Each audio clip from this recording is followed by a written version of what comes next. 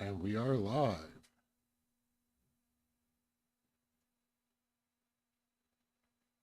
All right. Welcome, one and all, to Metra versus KungFuJoe 2 Evolution Boogaloo.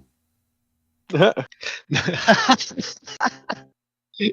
am your host, Leafy Water Kai, and with me I have two mortal enemies vying for the truth of evolution. Wow.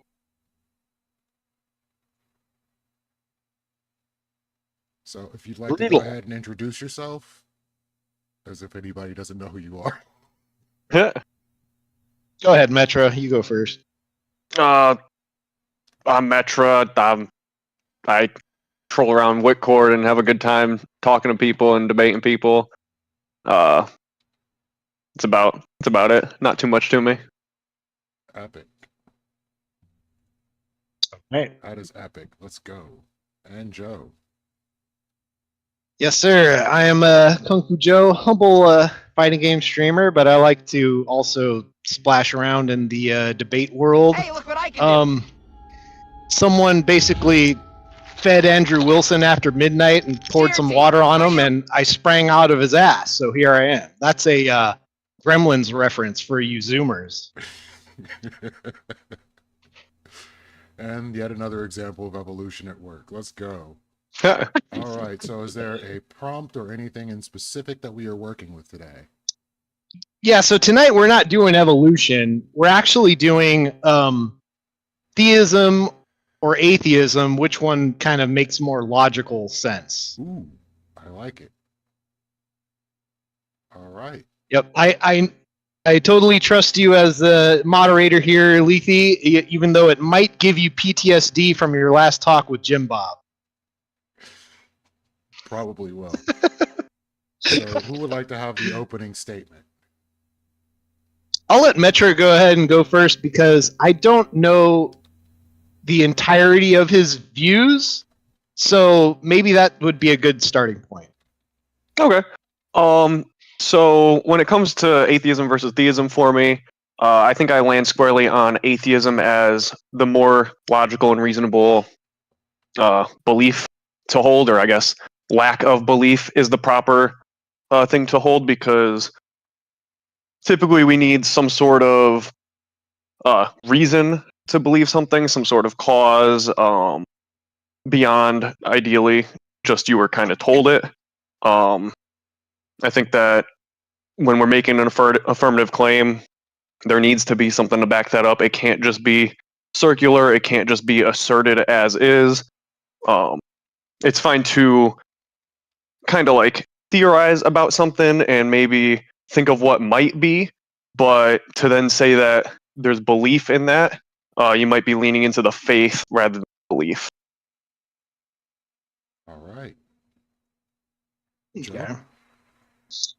Yeah, so where I'm at right now, I thought about how to have this conversation in a good faith way, because one of the complaints I get is that I'm too mean, or I'm rage baiting, or I'm just trolling, trying to get a reaction out of a clip bait or something like that. But I'm actually want to approach this without any of that. Like, that's not my intention. Okay, like I'm just trying to not strawman anybody. But so the way I wanted to approach it was to kind of represent maybe myself as a fence sitter, like someone in the middle ground, and then the Christian presents the Christian argument to me, and then it would be on Metra to kind of give me his argument for why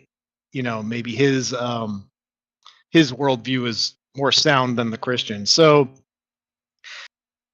for the Christian, they would present it to me in the form of like a disjunctive syllogism. So it would go something like, the world is, premise one would be like, the world is made up of both material and immaterial things. Premise two would be that metaphysical concepts like logic, truth, morality are metaphysical and require a mind to comprehend them. And I would say, since we discovered things like logic and truth rather than create them, then it would posit that those things existed before humans and therefore had to exist in a universal mind. So that would be kind of like the basis of the Christian worldview that makes God a necessary being. Otherwise, all kind of the building blocks to even have logic or knowledge, they're not even there. Do you reject the syllogism, Metra?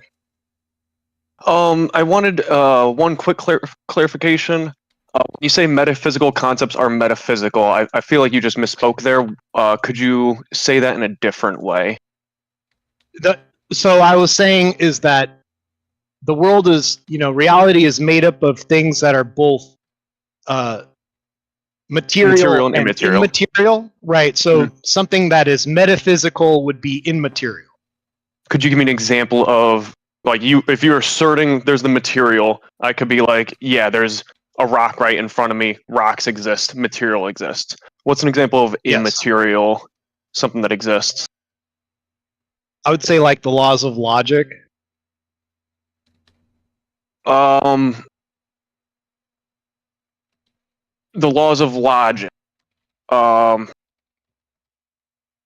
are those, like, is something descriptive, like a thing?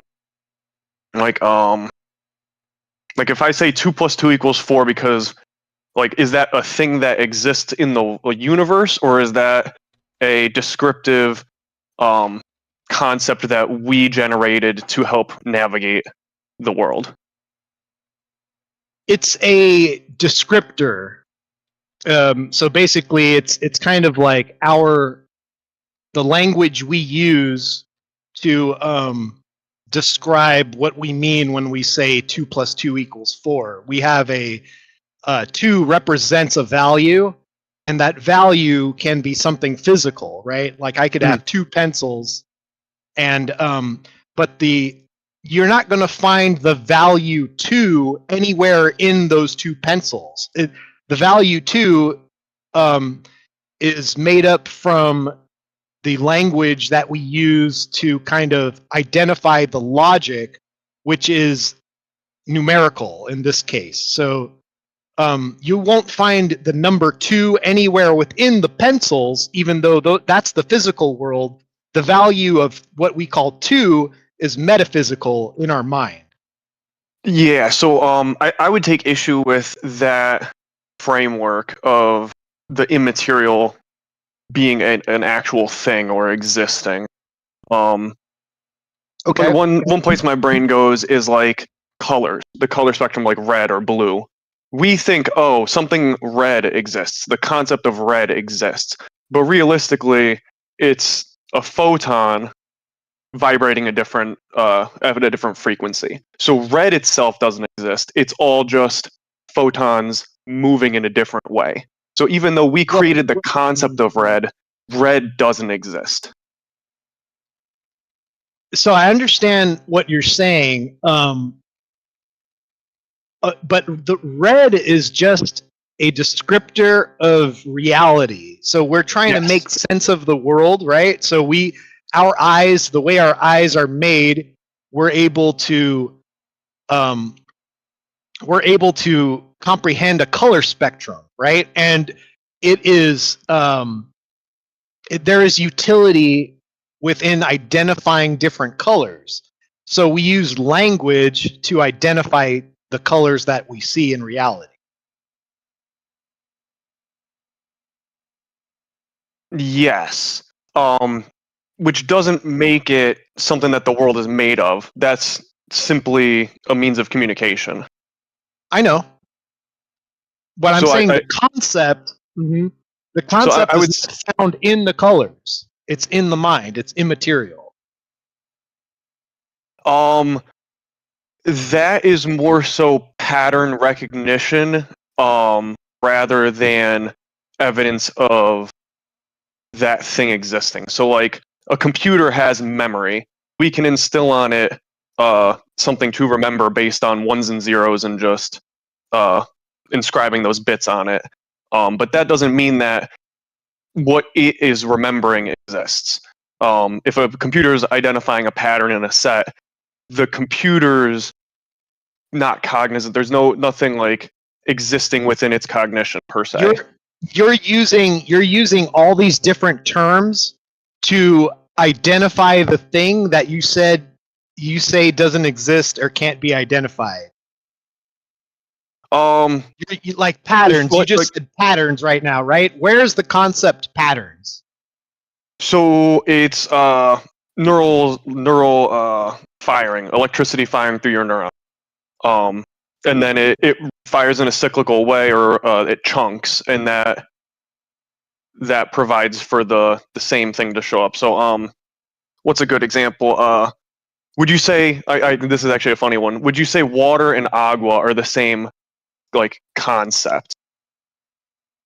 Yes. Because we know they're the same material thing. Are they the same immaterial thing? There's no matter what.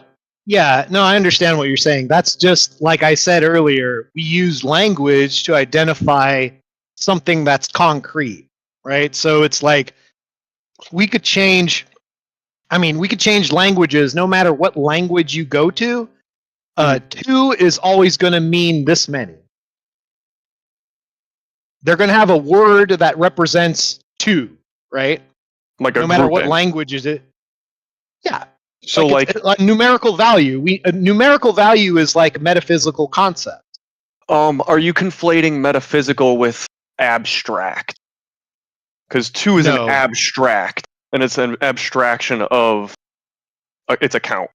But like 2 isn't something that exists in a different plane or like outside of our material existence. It's just a means of communicating a certain concept. It's just but it's referential. It's over there.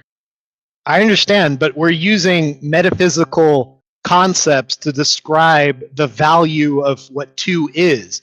You can't look at the number 2 and the idea like it's just scribble on a paper, right? Like if I look at the number 2 in English and I look at 2 in Japanese, right? There's nothing inherently there. There's no value unless we give it a value, right? It's like money. Like we give money.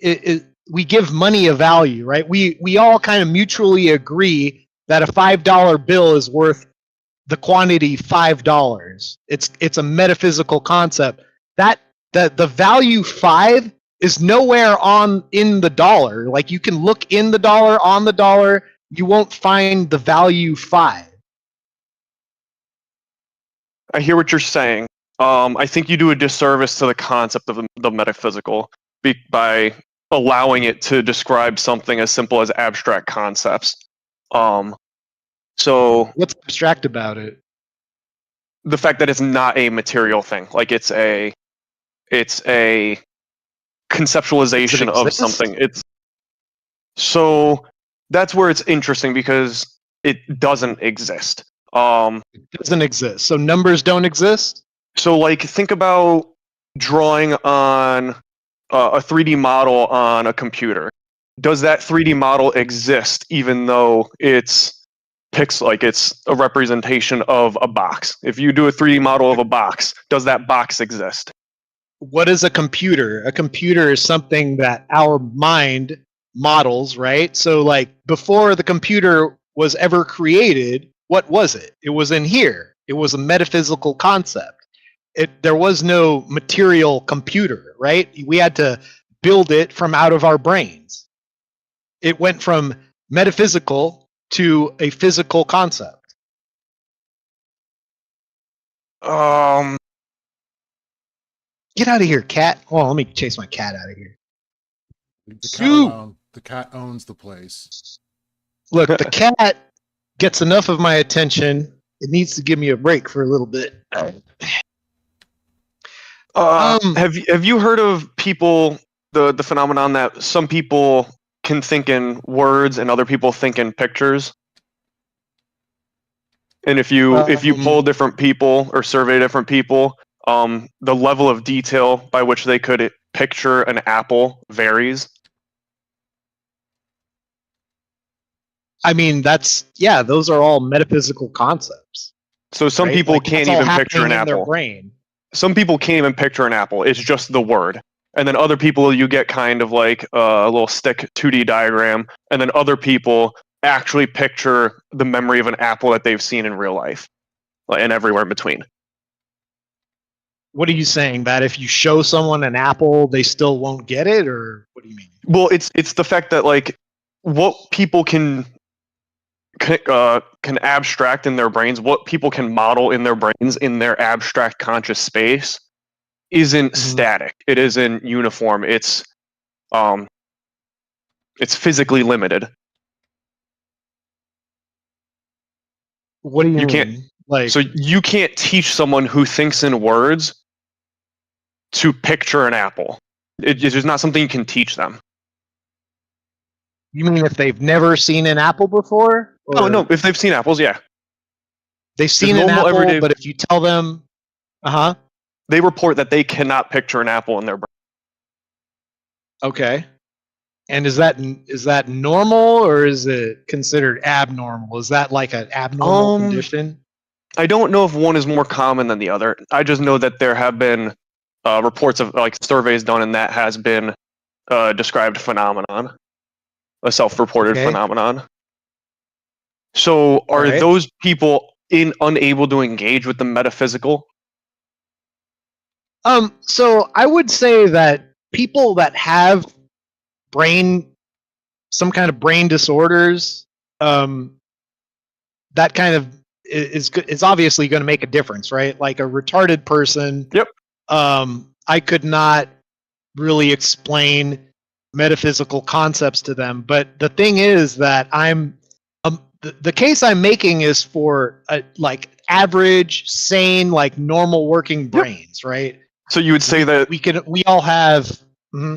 So you would say that the whole ability of conceptualizing the abstract and maybe even the metaphysical is directly linked with the brain's ability to process and create it. So there is some link in the brain for this power or this ability. Yeah, absolutely. It's kind of like the way I look at the brain is the same way I kind of look at a car. Like the driver could be perfectly fine, but if you have a problem with the car's not going to, run very well, no matter how intact the driver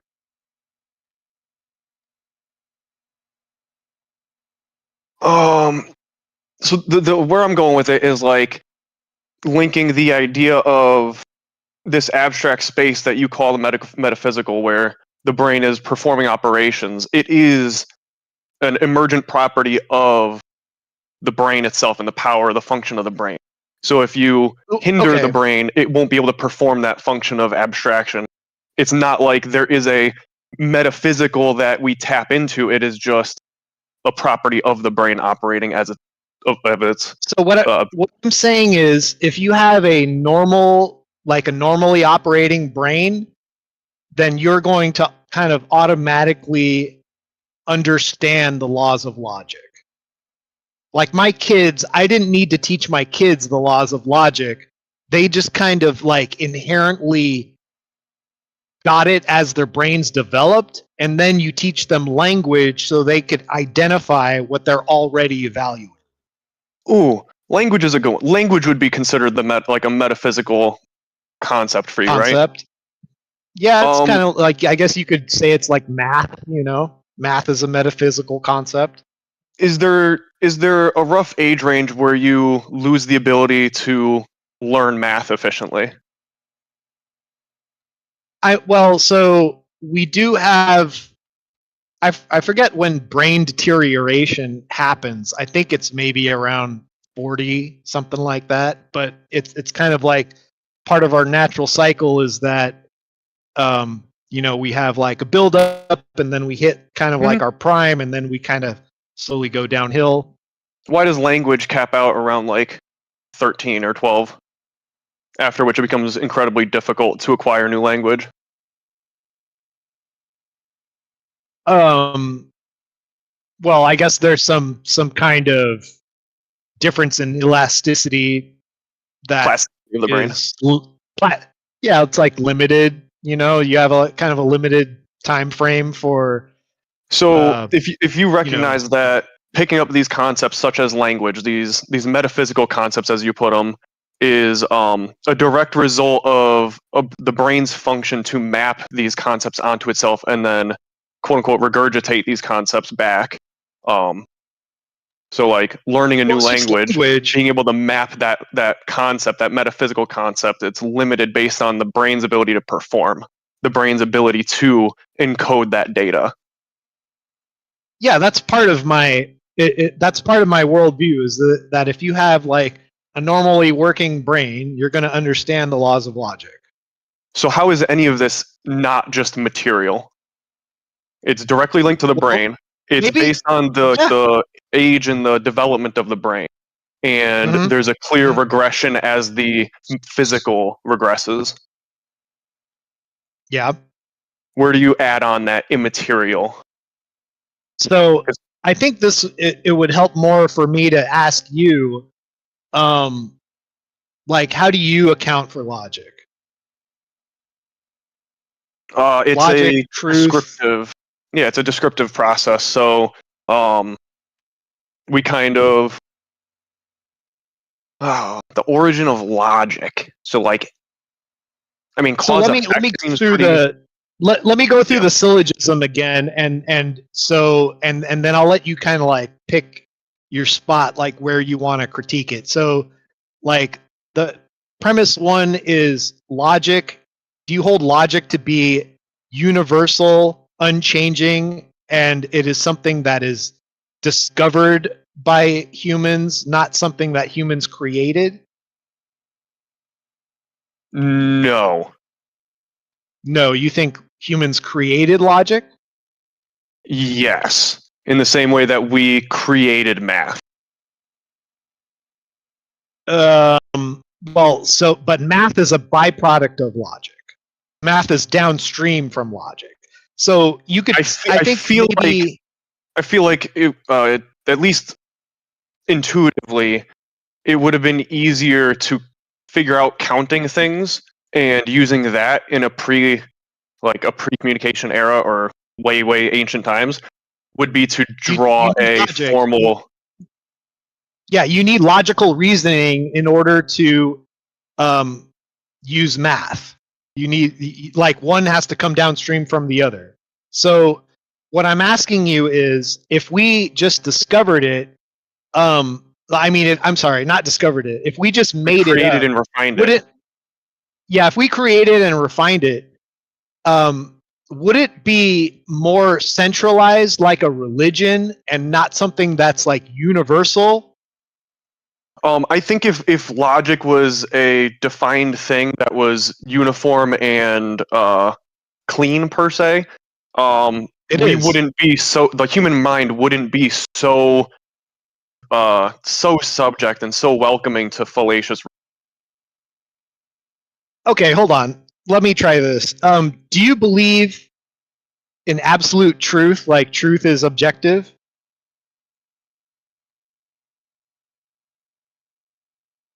Truth is objective.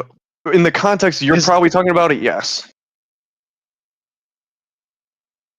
Okay, so what way are truth you using that, Joe? Truth is universal and objective. Do you accept that? I want to say it's objective to a single observer within a system. So it's subjective? It can have multiple objective truths. There can be multiple so one common one, and this might be the problem. No, that's not how logic works. It could truth is either objective or subjective. It cannot be both. Okay. So there's this one good kind of mindfucky thing, and it touches on science, so it might be a point of conflict. But if someone were to hop on a rocket ship and travel near the speed of light some distance, and then return at near the speed of light, both the person who was on the rocket and someone who was back home, like at the starting point, would have different objective truths for how much time had passed. Hold on, but you're not answering my question. Is the truth like you're just telling me that there's two different people having different experiences? Yes. I'm asking you very plainly, is truth objective or subjective? Because it can't be both. You got to pick one. I think the way you're going at it would say it's the subjective would be the proper answer there, because it is based on the observer. Is that absolutely true? You're gonna have to expand on that question. Is your answer to that question, is that a true answer? Is that true answer? Is that an objectively true statement you just said? I see. Okay. Do you see how you're caught in a performative contradiction there? So no, because it's kind of like skipping around. So like saying that there are true, like being able to describe something isn't saying that like the general, like there is always an objective. And you force the false dichotomy of there must be objective or there must be subjective, when there could be both subjective truths and objective truths. So I think we might be able to agree there that there's both. Be right back 1 second. There's not both. It can't be both. That's like one of the laws of logic, right? The law of identity, the law of non-contradiction, right? The law of excluded middle. You're going to have to walk me through some of those. Like which one's your strongest for that? No, all three of those. So for that, I would say like the truth maybe falls under the law. All three of those things kind of define what truth is, right? So like truth has a certain identity. Like it can't be objective and subjective, right? That's So here, maybe if you work through my example, I'll understand a little better. So these two people, they objectively experienced they had a clock on them. Each person had a clock, and when they return, their clocks show different times, like stopwatches. Is that a subjective or an objective truth? And which one is correct in their recollection or their stopwatch? Which one is lying? Time is something that we just measure. Like what are you saying? If two stopwatches? So let's say we have two stopwatches. They're the exact same stopwatch. They measure time with the same ratio of gears clicking away at the same frequency. One person goes on a rocket ship and travels near the speed of light some distance, and then turns around and travels back at the speed of light some distance. It is at least through our math and our understanding of science that those two clocks those two stopwatches would show different times have elapsed. Which one is the objective truth?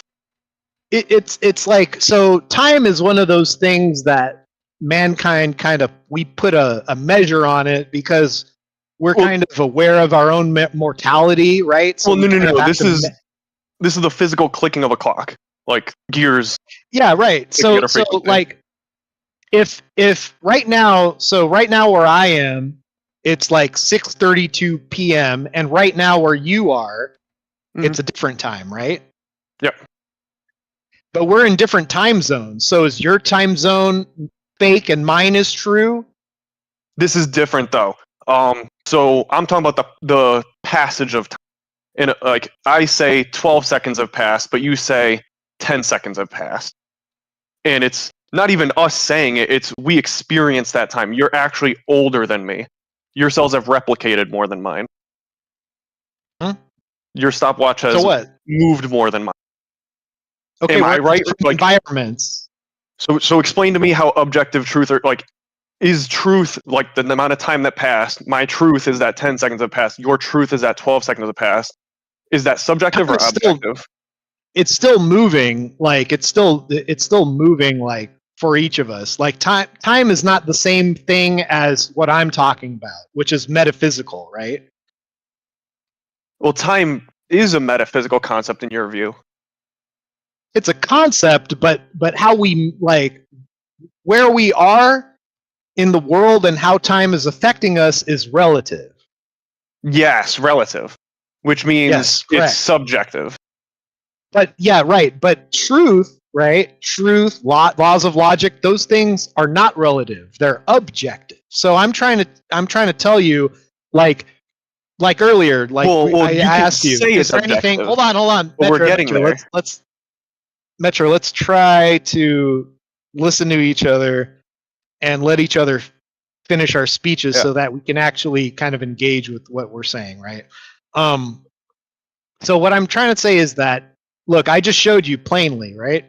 I asked you if there's such a thing, if is the truth objective? You said no. And then I asked you if that is objectively true. Mhm. And you saw how so by your logic, either you have two choices. You choose don't, to either though. double. You do. You can't have put a two false choices. dichotomy in front of me It's not what's false about it. It's either because it could you be both. double down on how it can't be both. I just described a that's situation the law that of you can't- identity. You can't tell me which observers is the true reality. How many seconds have passed? What is the Truth is not of the their same system? as the passage of time. We're not talking about the same thing. Time. So like, maybe I'm misunderstanding what you right? mean by truth, because when I think of Yeah. the objective truth, if I say something happened and it did happen, that's an objective truth, right? If I say water is wet, is it going to be not wet for somebody? Given that wet is a feeling, you might want to do a different example. Wet is like if somebody touches water with their finger. Yeah, wet is wet for anybody. Wet is a sensation created by the combination or interpretation of temperature sensors and pressure sensors in the skin, and then the brain interprets that as "quote unquote" wetness. I know, Metra. So I know. What we're doing with language is we're interpreting. We're using language to describe these metaphysical categories that describe reality for us, right? We're trying to. Yeah, when we touch the water, we're like, what is that? What is this experience that we're experiencing? And universally, water is wet. Yeah, we describe it as wet. Objectively true thing. So we describe it as wet, but that doesn't make it that doesn't make wetness a thing. That makes us have an easier way of communicating a physical construct. So communicating the physical construct doesn't create a metaphysical construct. Okay, so let me show you kind of maybe another angle of your worldview that maybe you haven't thought of before. Sure. Would you say you're like a naturalist, physicalist, like you're just like the laws of nature are basically what explains the universe to you? Yeah, it almost has an evolution, so it's naturalism, right? It's kind of kind of like a naturalistic process. Okay. Yeah. So under naturalism, I would say like premise one is physical events are not true or false. They just occur, right? Yes. There's no true or false in naturalism. So premise two would be under naturalism, evaluations and propositions are also physical, kind of like the way you're describing them, right? Like So the process of evaluating is physical, yes. And like propositions, like if I make a proposition to you under naturalism, that's just like a physical process that's happening, right? Yes. Yeah. Okay, so by your view, you don't actually have access to the truth. Explain. So by your naturalistic view, we're just two beings unfolding in reality, right? just kind of, I'm making noises out my mouth hole and you're making noises out your mouth hole, and those are just natural occurrences, right? So there's no natural occurrences are not true or false, right? There's no true, whirlwind, right? There's no true lion eating a zebra's head. It just is. It's just happening. So when you say a truth claim or a fact, if you spit out a fact, that's just a predetermined, like chemically determined, like mechanistic thing that's happening. So how do we? I mean, you making true? Are you making true noises? Yeah, let me land. So are you making like true noises out of your mouth hole, and I'm making false noises out of my mouth hole? We're both just predetermined to be here, right? Like you're here debating. Isn't debating kind of like a performative contradiction by your worldview? No, so like if we spoke different languages, we would not be able to communicate, no matter how strong our, like, even if we're thinking about the same metaphysical constructs, we literally could not communicate. The entire purpose of these constructs is to allow for and facilitate communication. What are we? Hold on, I'm asking you. How do you have access to truth if you're just mechanistically making noises out your mouth hole? How can that be true? So true would be, yes, a concept. It's an abstract. So I can recall something because I've encoded certain memories into my brain, into my neurons, and then I can regurgitate those recollections. And if we were to abstract what the past is and think of that as a concept, then we could say, oh yes, this did occur. And maybe we have a camera video to back up saying, yes, that did occur. But you wouldn't say the video isn't real. So you wouldn't say that like the video isn't real or isn't a truth just because it captured those photons and then repeated it back. So I'm capturing these photons with my eyes and then repeating it back just through words instead of pictures. Okay, but that's not answering my question, right? Like, how do you have access to truth claims if there is no such thing as truth? Like, look at evolution, right?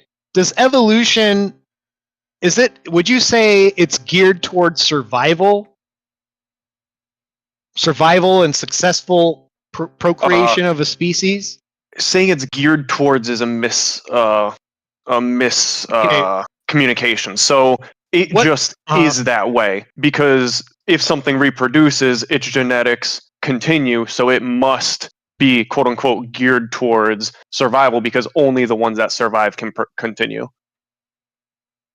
Okay, so it aids you. So what species are doing and what evolution kind of is unconsciously doing somehow accidentally is that it's providing some kind of beneficial whatever, right? Like beneficial mutation that makes that species. No, just like there are mutations that people have where they come out completely mangled. They might not have a limb. They might not be able to.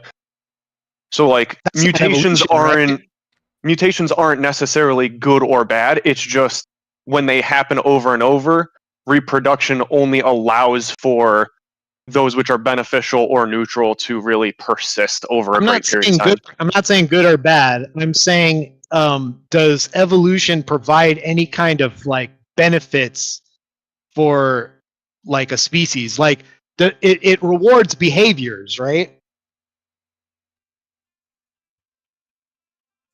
I don't know what you mean by rewards behavior.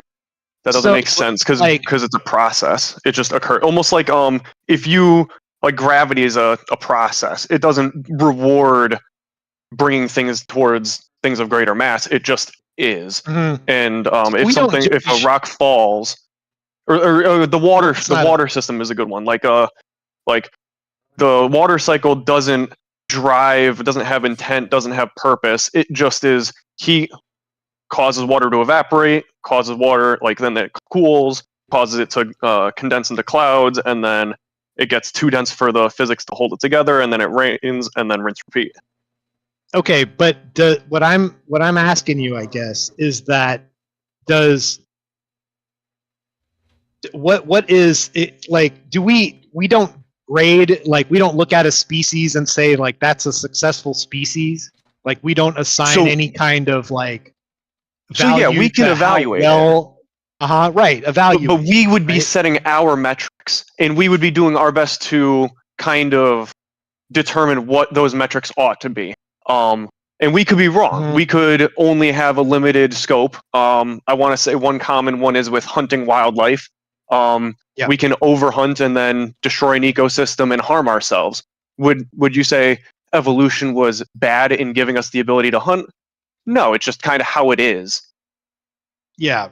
Okay, so what I'm telling you, what I'm trying to communicate to you is that if you subscribe to evolution, evolution doesn't select for like could you could telling a lie benefit your survival Yes. and your prosperity? It could, right? Yeah.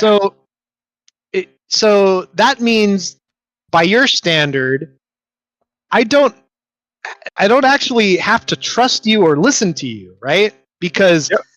your most valued thing is survival. My most 1 second, valued Joe. thing is Thank you seeking for truth. The gifted subs change box. We appreciate you. Sorry, go ahead. Continue. Oh, nice. Yeah, so your survival is kind of like a higher value to a life form, and your by your metric than seeking truth is, right?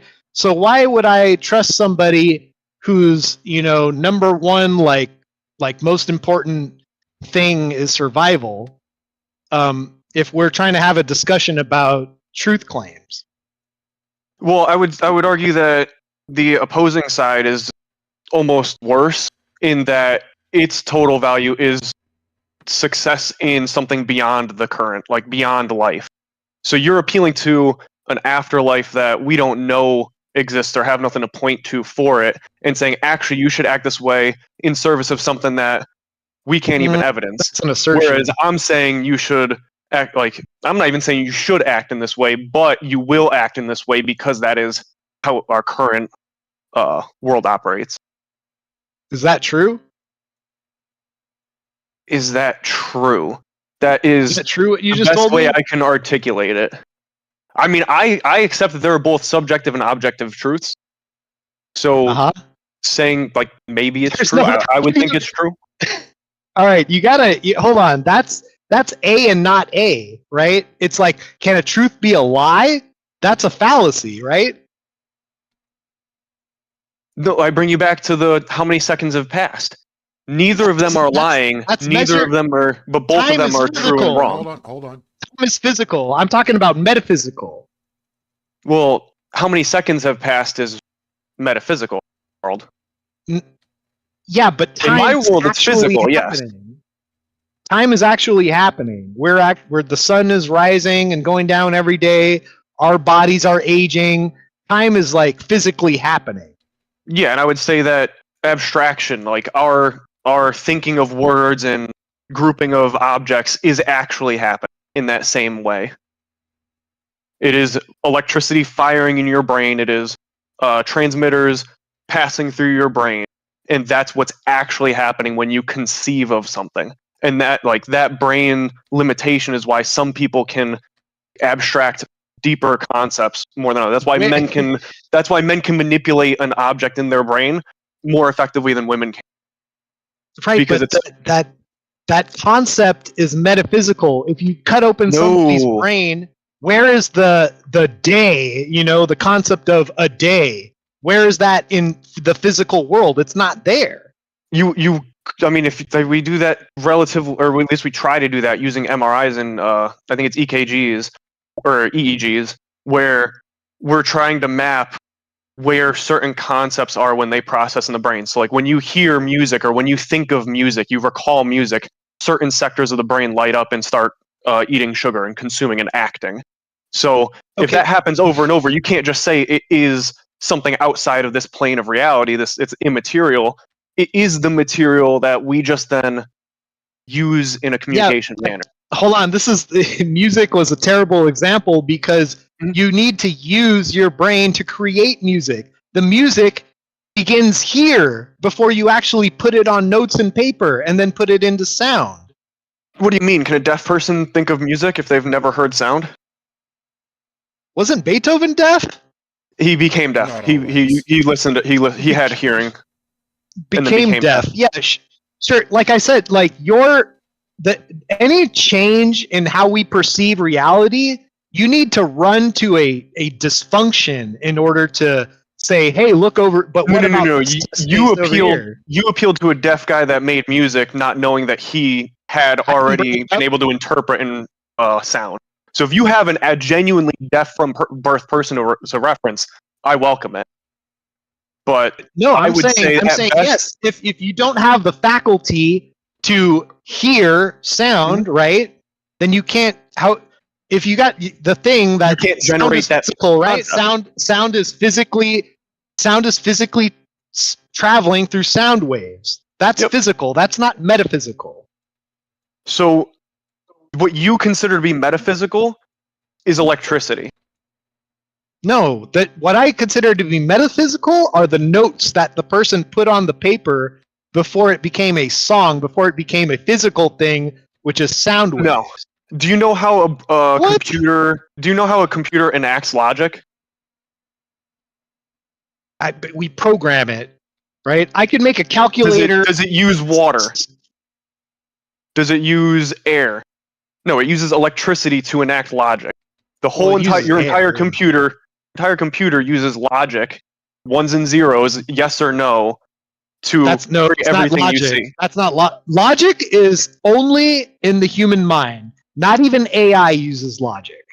AI cannot grasp, that's why we got Lethe is moderating this and not an AI robot, because the AI robot cannot analyze and fully comprehend logic. So you open up a calculator app on your computer, it can't do 2 + 2? It could, but could I also program the what do you mean? Does the computer have the metaphysical 2 + 2 to get 4? No, we programmed it in there physically. That's physically in there. That's like operating off of. When you say it's physically in there, does it go to some directory that has the entire addition table? I'm not a super educated computer guy, but what I'm telling you is that I could program a calculator to do 4 + 4 = pineapple. A mind, right? The metaphysical mind, the concepts in the mind is what gets programmed into the computer or the calculator. So you agree that math is downstream of logic, right? Yes. And a computer doing math based on those same fundamental principles of logic is not performing logic? It's performing the logic that we programmed into it. It's just it came from our brains into it, yeah. But you don't have to know what you never have to think of what 5,000 times 8,000 is to just type it into a computer. You can think of a random number that no one's ever thought of before, type it in your computer, multiply it by another number that no one's ever thought of before, and it'll output the answer. Not because someone put that answer in there and set it up so that it would answer it for you. They put the laws of logic in there to do the math. They programmed a certain functionality, right? It's following a script. It's like setting up dominoes, right? I could set up dominoes to go anywhere throughout my room, and then I could just push one over and it'll do its thing, right? I don't need to think about every single domino that falls, right? I already set it up that way so that it's going to happen exactly the way I set it up. Just like a computer. Just like a video game. It's set up using electricity to enact logic using either on or off. And it mimics the brain in that your neurons either fire or they don't. And that's why when you have a brain disorder, your neurons either fire or they don't, and then you're either able to enact this logic or you're not. So look, dominoes, right? Dominoes are set up. Mhm. That's the computer. My finger is the electricity, pushes the dominoes over, and then it just follows the design of what I set him up to do. That's And basically that how a design is computer. logic. And that design is logic. I We designed use logic to into make it. I use my logic to set No. the dominoes in a way that when I push one over, they're all going to fall over in succession. No, we designed logic into it.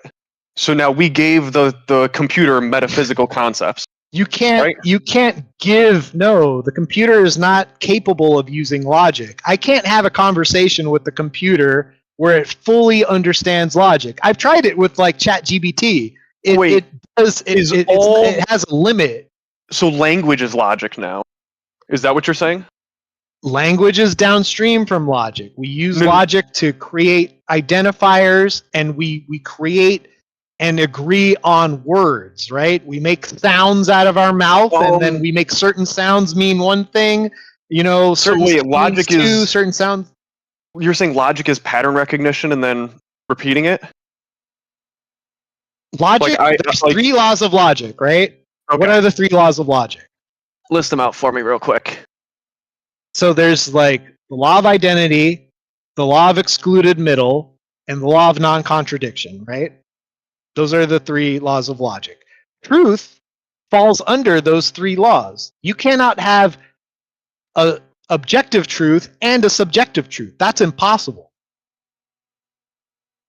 So when you say truth, give me the formal understanding, because maybe we're just playing fast and loose with the word truth, and I didn't realize you were working under a very strict definition for it. I'm saying truth, what we describe, like if I say I have 5 fingers, right? That's true. So I'm what is your what I'm definition doing of is truth, I'm using- Joe, that you're using? What is the definition of truth that we're operating under? I would say a consistent identification of rules or agreed upon identifiers for the way that either we view physical or metaphysical things in the world. Do you accept that, Metra? One more time for me, so I can type it down real quick. That's just off the top of my brain. It's probably not very Whatever you good. wanna operate from, like, we're just trying to define terms so that Well, we're not constantly. Here, I'll get you the dictionary definition. Would it? Well, it seems like you want to work with the logic definition of truth, because then you're appealing to the No, 3 laws of logic. I'm using the actual truth, the quality or state of being true. So it's kind of circular, right? Yeah. I mean, I'm it's sure you just could go to like- true, and that would go. But because the way I was using truth was more in a colloquial sense of the observer can report this thing occurred, and then if there was some objective observer on the outside, some third party, they would report the same thing. That's how I was true using. is in accordance with fact or reality, or 2, accurate or exact. Good. So, like, this person would be accurate in saying 12 seconds passed for them, but then this other person would be accurate in saying that 10 seconds passed for them. How many seconds passed? It depends on which observer you were with. Yeah, and it's going to be true for both. They're just each- different. And that's what I'm saying, is each person has their own subjective, personal accounting of the truth, even though both objective truths occurred. That's not a defeater, because you can be in the East Coast and it could be nighttime for you first, and I could be on the West Coast, it's still daytime. You could say it's night where I am and it's daytime where I am, and both statements are true. Yes. And the objective so truth is fine, that right? Yeah, and the objective truth is that they're both correct. They're both they're both subjectively stating they're both They're not correct in subjective. stating their subjective truths, because it depends on where the sun is at that time. Nighttime, can nighttime be daytime? The fuck No. are you talking about? So if like you said, if cannot it's be daytime, nighttime right? for me, I'm not saying a falsehood by saying it's daytime. Or if it's daytime for me, I'm not stating a falsehood to someone in Australia by saying it's daytime because for them it's night. We're both true in saying it's a different time of day because it in that context of that framework of the word time of day, the understanding of time of day, we are both correct even though we're saying different things. So, but that doesn't. This is still not addressing like what I'm asking you. So, like you're. What I don't- Here's the problem. The problem for you is that you have a like a physical naturalism view of the world, right? I don't know Yes. why I let you get away from this, but we didn't contend with it. No, you're good. So if that's something that prioritizes survival and not the truth, right? Then why should I? Then your whole argument falls apart because you cannot wield the truth to tell me what's true. It's Let's say natural, you're just making noises out of your upper mouth hole. that's an interesting why are you straw man. debating? So Why, it's a straw man. I'm asking you, why are you debating? it Are you sounds an like you just agent? asked me You two have questions. agency? It sounds like you asked me. agency. Okay, now we're at You three gotta let him answer. questions. You gotta So let him answer. what was the first question that you asked me? Why are you debating? So I'm debating because I thought there was an interesting conversation to be had. I felt like I could reasonably make the argument that atheism is a stronger case than theism, and here I am. I was free. Yeah, but if truth is just subjective to you, you're not telling us anything objectively true. You're just coming here and telling us what you subjectively think. Well, how could I give something outside of what I subjectively think? I can't give someone ask you else's subjective thing. It's how I've experienced things in my life. I can only regurgitate what I've experienced. So how can you say I'm wrong? Because there's no evidence to back up your side. Like when you're saying What do you theism, mean? you're when we think about theism in I general, gave you it's the adding syllogism on my intro. yeah. So when we think about theism in general, it's adding layers onto physical reality, naturalism. So you're taking naturalism, you're putting it in a box, and you're saying there's more outside of this box. You can't leave the box, you can't ever see it, but trust me, there's stuff outside this box. And then you can make it internally coherent and logically valid, but you can never prove the soundness of it. So what you're telling me is that so wait, you're saying that I can't prove the soundness of it, Mhm. but then neither can you because you have no access have to to. an objective truth claim. You don't have I don't to. have to. What do you mean? Because I'm working off of what there is. I'm not speaking to what may be. Is that true? Like again, so you're caught in a trap. I You're can like, confirm that this is what I'm speaking to. This is true. I am speaking to this. how can you tell me it's true if you don't believe in objective truth? Because I'm not adding additional things on top. So and you may be right. You may have you could very well have experienced like ghosts. Ghosts is a good example. There are some people who hand to God say that they've experienced ghosts. They've seen them, they've felt them, they know them. Some that goes pretty deep into that. Can I ever tell them no, they didn't? No. Can they ever tell me yes, they did? They can definitely try to convince me, but it's always adding something onto the material. Do you realize the mistake you made just now? Please enlighten me. You just gave me a perfectly reasonable position to believe that God is real. Without Personal experience? Without you having to accept the fact that God is real. Like I said, cue me in. You just ran me that example of a ghost, right? Yeah. Somebody can experience a ghost, and it could be objectively true to them, but since it only happened to them, it's more of it's like a personal experience that may be objectively true, right? That ghost probably could exist. right? Just Yeah, like God could exist. So Could what exist. you just did is you just opened up the possibility that God is true, that God is a real thing.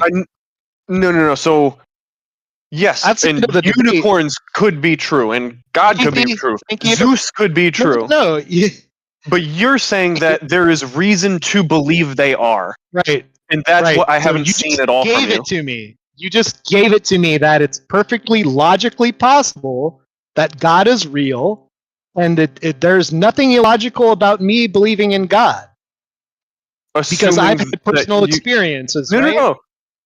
Yeah, if you had that personal experience, I have. you would Yeah, I have. it would make sense that you follow it. But Yeah. what we're describing here is why a third party should follow it. So for me, a third party Yeah, listening okay, to this debate would be like, okay, the only way I can believe the guy on the left is if I personally go through this experience. Why wouldn't they all default to my position until they have that experience? That's exactly right. So what would you like if I said, "Hey, there's a ghost in this haunted house over here," right? Yep. And how would you know if I'm telling the truth or not? What would you do? Well, me, I would go there. I would experience it, and if I don't see a ghost, I would be like, "Oh, that guy might have had a bit of a hallucination. His Great, brain might have so- abstracted a concept. It might have fired in a way that made him think he saw a ghost because our perception is dictated by our brain's processing." Yeah, but you got to go and do the investigation for yourself to find out, correct? Yeah, and for example, I was raised a Catholic. 1 second. Thank Okay. you again, Changebox. Appreciate all the gifted subs. Your generosity is unparalleled. Thank you. Go Okay, ahead, continue, Metra. So what you're telling me is that you could go to the Orthodox Church, the church that I experienced divine liturgy in, Mhm. and you could experience divine liturgy for yourself and have the same experience I did and be like, "Oh, you know what? Maybe there is something there. Maybe Joe isn't so kooky. Maybe he doesn't believe in like some phantom that's just, Sky Daddy or whatever," right? You Well, actually that's went the to the beauty- place. Right. That's the beauty of science and naturalism and whatnot, is it doesn't preclude the potential for things to exist outside of what we currently understand, such as quantum mechanics. We, up until recently, could have never even perceived or conceived of those existing. But once we discovered the evidence of it, we are now forming these concepts. So, Right. So this I is would what never I say. do, right? So I would never say that, no, God does not exist. I would say there's no reason for me to believe he does until demonstrated in some way. And you're saying, actually, You no, need the to- default state should be he does exist, and No, ignore the people no. saying that there's no reason to believe it. No, absolutely not. Leith knows this. I don't know if you know who Maida is, but I had a long talk with Maida on the same thing. I cannot logic you in to believing in God, right? That's Cool. impossible. Okay, so you just submitted. You can't do all this. Because this was which one is That's more not a logically submission. reasonable to Hold on, believe let me in. land. Let And me. you just let me- said let you me- cannot logic me into believing Hold it. on, bro. Let me flip the burger that I'm cooking that you are, right? So, what I'm telling you is that we just made the ghost example, right? You have to actually. What I tell people is you cannot logic your way into having your own personal divine experience. It doesn't work that way. What I tell people is, look, don't take my word for it. Go to a Orthodox church, experience the divine liturgy for yourself. There's nothing. Has everyone who's attempted? Hold on. Within that experience, right? That's what I'm telling you to go experience. I'm not telling you to listen to me. I'm just giving you an argument.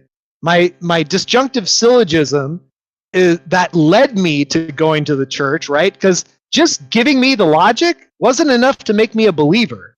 I had to actually go to the place and do the thing. So you're confirming that through logic you cannot demonstrate that theism is stronger.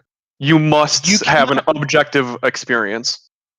You cannot have a personal experience with God's essence through a logical demonstration. It's Okay, so impossible. then we're done here. Because the whole point of this was which one is more logically strong, which one was more reasonable to believe. Right. Look, I gave you. You haven't debunked the syllogism yet, right? Logic and truth are things that are objective and universal, right? Objective and universal metaphysical concepts were discovered by man, not created.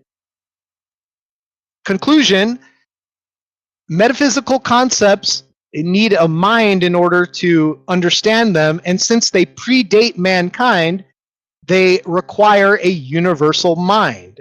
Are you familiar with circular reasoning? That's not circular. That's 1, 2, 3. If you need a mind to understand it, equals C. if you need a mind to understand it, how do you know it didn't exist outside of the mind? If the only way you could figure out it existed is through a mind. It did. It existed in God's mind. Where did that come into the syllogism? Where did God's mind come in? How did you bring that in? Requirement, right? Okay, so premise 1, right? Metaphysical, like things like truth, laws of logic, those things are metaphysical and discovered by man, not created. I would disagree there. Discovered. Okay, we went through a whole thing where logic isn't contract. Let me tell you where the fallacy is in your thinking there, right? Okay. Each person, each human is a particular, right? How can each particular person come to the same conclusion when it comes to the laws of logic? They don't. Yes, they do. There's so many humans who don't understand. There's so many humans who don't understand logic. Let him finish. Let him finish. Give me one. There's so many people who don't understand logic. What do you mean? Like it's something that we are taught, or we discover. Who doesn't No. How? Tell me. Give me one example of people not understanding logic. We go through it every day in which server where people cite fallacies all day. What do you mean? Jesus Christ. Bro, just give me a simple, like, of the 3 laws of logic. I don't care if you Google them. Pull them up, look at them, and give me an example of somebody denying. So we are working within the realm of formal logic, in which case truth would just be referring to a statement that is valid. It is not. The conclusion is true, or the conclusion is driven based on the structure of the argument. It is not speaking to the claim to the real world. Right? Look, let's take the laws of identity, right? Is the fact now you say that the people in the Discord or whatever, they make all kinds of illogical whatever, right? Yeah. Does anybody in the Discord ever say that I can be you and you can be me? Am I the same as you? Do they defy the law of identity? No, right? Nobody does. Nobody with a functional working brain can say I'm Leith and I'm also Metra and I'm also myself, right? Like that's a contradiction. Orlando Brown does it That's all the time. illogical. But you could take any one of the laws of logic and you could say, no, like anyone who denies the laws of logic is insane or doesn't have a working brain. Just a quick little teaser. It'll probably be a quick one. You might have an answer for it already. Siamese twins. Are they the same person or 2 separate people? They're 2 separate people. And that look the same, or they're joined or something. How did you come to that conclusion that they're 2 separate people? I would say that they both have individual minds. Because they have 2 separate brains, but then the rest of their body is the same, right? Give or take. Sure. I mean, they're kind of stuck together by some kind of random mutation or a defect, right? Yeah. Okay. So and that's kind of where my mind went for where one person could be 2 people, like one thing could be 2, but it was just an interesting little place my brain went. Okay, not Sorry, really. continue. Look, I'm not gonna. No. Don't. I'm just telling you. Look, for anyone to deny the laws of logic, they have to be illogical by definition. Correct? Mhm. Yeah. Right. So So there like we are. for example, brain disorders are an easy one where it's like people hallucinate and they may say something occurred that didn't, because what you see is just chemical processing of light photons hitting your photoreceptors, sending electrical signals down your optic nerve, and then processing through the various structures of the brain. But that same stimulation can occur without coming through the optic nerve, causing the sensation of the construct, the metaphysical construct of visual perception, even though the eye receptors, the photoreceptors, never received any photons. Okay, your senses playing tricks on you, or being, not able to accurately record the world around you, is not a defeater to logic. It's not a Well, defeater to any of those things. it's more of a defeater of the idea But that if you see a actually, hold ghost, on. it means Let me there get actually was a ghost. while you chew on that for a minute. I'll be right back. Yeah. So are we understanding each other's terms a bit better at this point, or are we still running around in the weeds? I think there's a little bit of unintendedly sneaky behavior going on where I interpreted his use of the word truth properly in the beginning, but then he twisted it from or he contradicted it with the formal logic truth. And then when he went to back it up, he also deferred to the colloquial concept of truth. So he's kind of bouncing back and forth, which is understandable. It's not like it's a simple concept. That's fair. That's very charitable of you. Okay, the chat is in stitches about this one. Wait, what happened? The chat is in stitches about this one. Oh, give me some feedback from chat. Oh, well, Testy feels that Joe has completely caught you within his trap, and his bingo card is filling up. And mostly Ancom and a few other people are all arguing how the laws of logic work, relative and subjective terms. Testy now believes in God. Yeah, I really like that. Like, he went from how I demonstrated that God could exist, as though that was providing reason to believe it, or that it's a stronger case than he doesn't exist.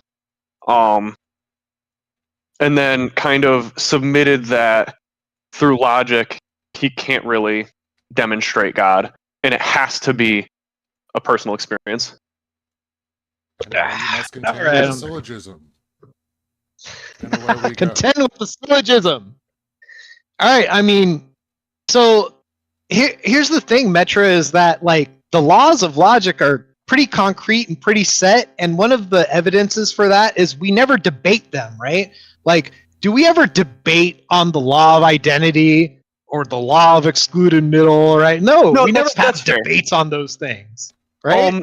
Would you say that a valid argument, which means it is the truth of the premises must drive the truth of the conclusion, would you say that is always a real truth? Like, it speaks to the real world itself? Say it again. Sorry. So, would any syllogism that is valid be considered a truth in the real world? Yet valid is doing a lot of heavy lifting there. It would have to be logically valid. That's what I mean. Yeah, that's how I'm using the term. Yeah. If it's logically follows, if A then B equals C, right? It has to make sense. Yeah, totally. Like if A and B, then it must be B C. equals C. C must be a thing. Yeah. So if cats have hair and this cat has hair, then this thing has hair, then it is a cat. If A, then B, then C. Or if I cannot be you and you cannot be me, then we are individuals, and the law of identity applies to us. Yeah. So you would also agree that there are valid arguments that do not speak to the real world, right? I can create a logically coherent statement, a syllogism that does not actually describe reality. Then that you would be like illogical, wouldn't you? No, because logic is driven by the structure, not the truth of the premises. Logic is inherently understood, right? Otherwise, we are illogical. No. So this was a big concept in my logic course in college, was that you can make. Oh, you like, took a course in logic, and we're having. I aced it actually, Okay. and this is why I'm able to go down this line pretty cleanly. So the definition of validity in logic is that the structure of the argument means that if the premises are true, then the conclusion is also true. But it does not require true premises. Right. I mean, we could be talking about like characters in a movie or something. Yes. We could be like, well, if Goku can turn Super Saiyan, then he could beat Yamcha or something. Yeah, we could make true statements about things that don't actually exist. They exist within their own kind of created imaginary framework. Yeah. So I would agree that your syllogism is a valid syllogism, at least insofar as I can analyze it. But I don't believe that the premises are true. They do not map onto the real world. Okay, go ahead. And that's where I started off with interrogating your use of the word immaterial. The world is made of material and immaterial. Okay, let me ask you this: Do you have a sense of self? A sense of self? Yeah, is there a sense of yourself? Like, you don't have a sense of self? Like, there's no sensory experience of the self. Like, there's the sense of touch, smell, taste, sight. There's no sense of self. You're not experiencing any of those things? You're not experiencing touch, smell, taste, any of that? So you can kind of describe a concept of the combination or the integration of these various actual senses into our conscious experience, and that could be described or conceived as a quote-unquote self. But it's not necessarily a sense per se. So it's kind of being playing fast with the word sense. Yeah, it sounds like you're just like a meat robot. Like, I could just be debating like AI right now, and there'd be like ontologically like no different, right? There's a reason why current like technological advances are making us really ponder that question, and like people are wondering if or when AGI will exist, or how like will general or AI pass the Turing test at some point, because with every passing year we get a little bit closer to a computer operating as good as a human, if not deceivingly better than a human. No, logic, I mean, AI literally cannot do Lethe's job right now. The task that Lethe is doing at this moment, hey, give the guy some credit. He is more efficient at moderating than an AI, because the AI cannot fully understand and comprehend reasoning and logic. It's not there yet. I like the use of the word yet.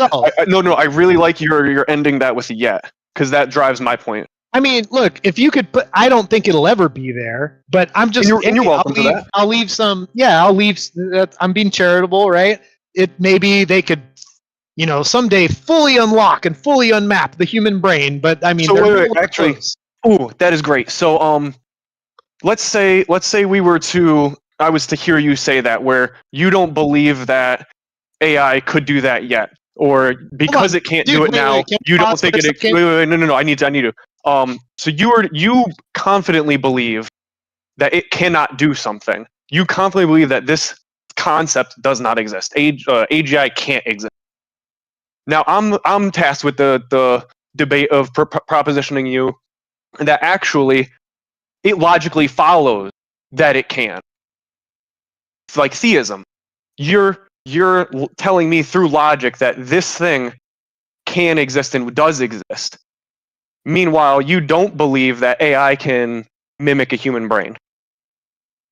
When we have been driving towards that end for decades.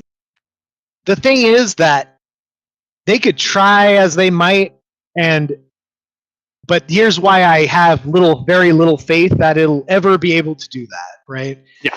I have a friend that works at Google, very smart. He's a neuroscientist, and this is his job, right? He's an AI programmer. Yeah. What he told me, as far as like the field, because he's always got his, he's always in the field. Every update of information always comes to him because he's in that field, right? Mm-hmm. What he tells me is that what we understand as far as the brain is like a pinch of sand compared to all the beaches on Earth. That it's vastly, vastly, vastly complicated and very misunderstood. There are so many things ailing us right now, like Alzheimer's disease, like things that we are desperately trying to get a handle on. We're desperately trying to gain understanding of the brain for very, and we can't do it. It's too hard. Could you work me through how you square that we have so much about the brain that we don't understand, and yet you're confidently able to assert that cognition and abstraction are not elements of the physical brain? I'm not saying material. That. What I'm saying is you're saying it's immaterial. But you're also you're saying that these things, these concepts, the ability to abstract logic and reason is immaterial. But then you also say we don't fully understand the brain, which is material. No, we don't. Yeah, we don't fully understand the material, right? So we do understand immaterial. We understand immaterial concepts. No, we work in immaterial concepts, but those could just be material. The material manifesting in a different way. Are you admitting that immaterial concepts exist? See, we're playing with the word exist. I was trying to be charitable and like work within the framing. So it's like 3 strikes you're out, dude. You just kind of Bro, if we're gonna be bad faith, you already said you can't prove your case through logic, and it has to be experienced in it. But I'm not harping on you for that. I'm not pulling that out. I'm not trying to just get a win. I'm trying to work with you here. You handed that to me on a silver platter with your ghost example. No, yeah, I quote unquote handed that to you, and then you explicitly said you cannot prove God through logic, which was the entire scope of the debate. Was you trying to say that it's logically follows that you should believe it? I can't prove. I said which one makes more sense, right? That's the prompt of the debate. Which one makes more logical sense? So you believe things that can't be proven through logic. Hold on. Let me show you the dichotomy here, right? I gave you a logical syllogism that you have yet to debunk, and yet every time you try, you just end up looking illogical because you're denying logic itself. You, on the other hand, have basically said that you're just a meat puppet spitting out untrue things or things that you don't even have access to the truth. You're just a life form unfolding in reality.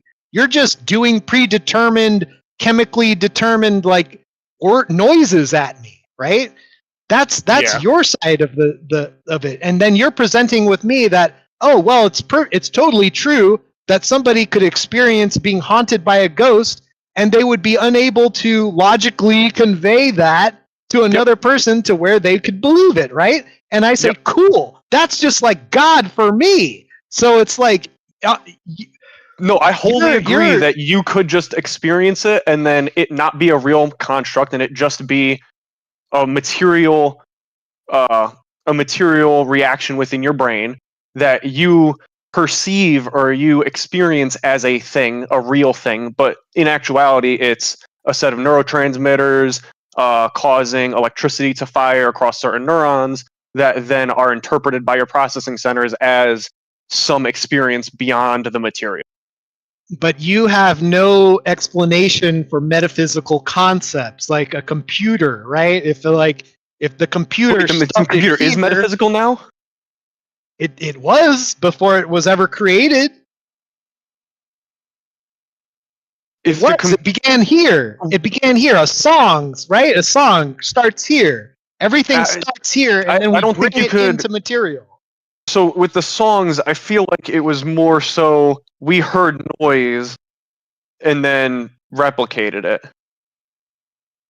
Okay, so let's say a rock fell down, right? A rock fell down and hit a stick, or a stick fell down and hit a rock, and it made like a clunk sound. And then we said, interesting. What if I pick up the stick and then bang it on the rock in like a succession, and then it makes the sound every time I bang it? Yeah, what's your explanation? If I make like a pattern, right? Like a pattern of this banging. And now I'm making some rhythm. What do you think drives the picking up of that stick? Where does that come? What is that? Curiosity. You're like using your sensory perception. You just saw a thing happen, right? A branch fell out of a tree, hit a rock, it made a noise. You're like, interesting. When it fell down and hit that rock, it made a noise. What if I pick up the stick and just bang it on the rock? Well, it makes the same noise over and over again. I would posit that sound wave hit your ear, and because you have an eardrum to interpret it, it sent a wave of it interpreted that wave and sent electrical signals to your brain, which then caused dopamine to release in your brain, and that caused a reward mechanism. So you wanted to gain that reward again, so the dopamine motivated you to then pick up that stick and cause more electrical signals that cause more dopamine to release, and then you just did it in different ways to get different releases. It was a purely why would we do that? Like what? What do you mean? Wait. We create. You have to insert a why to understand it. But what I'm saying is there is I just gave you the why. I just gave you the why. Is a physical reaction. How does naturalism explain for that? What? I literally just went through it with you. Benefit.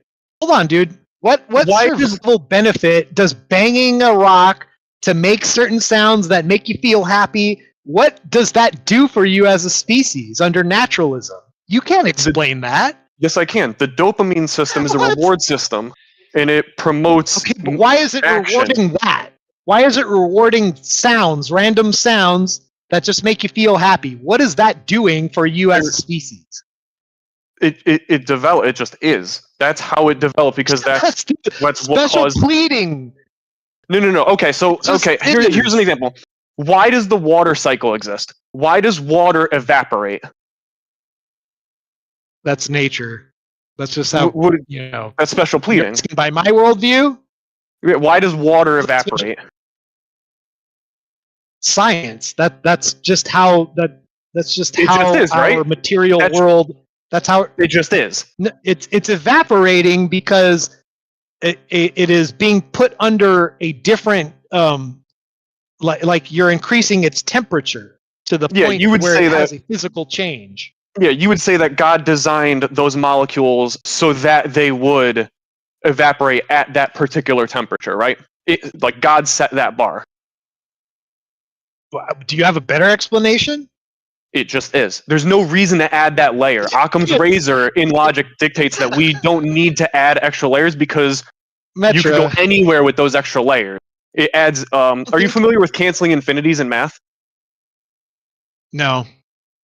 So a good way to understand it is like there are an infinite number of ways to get from point A to point B.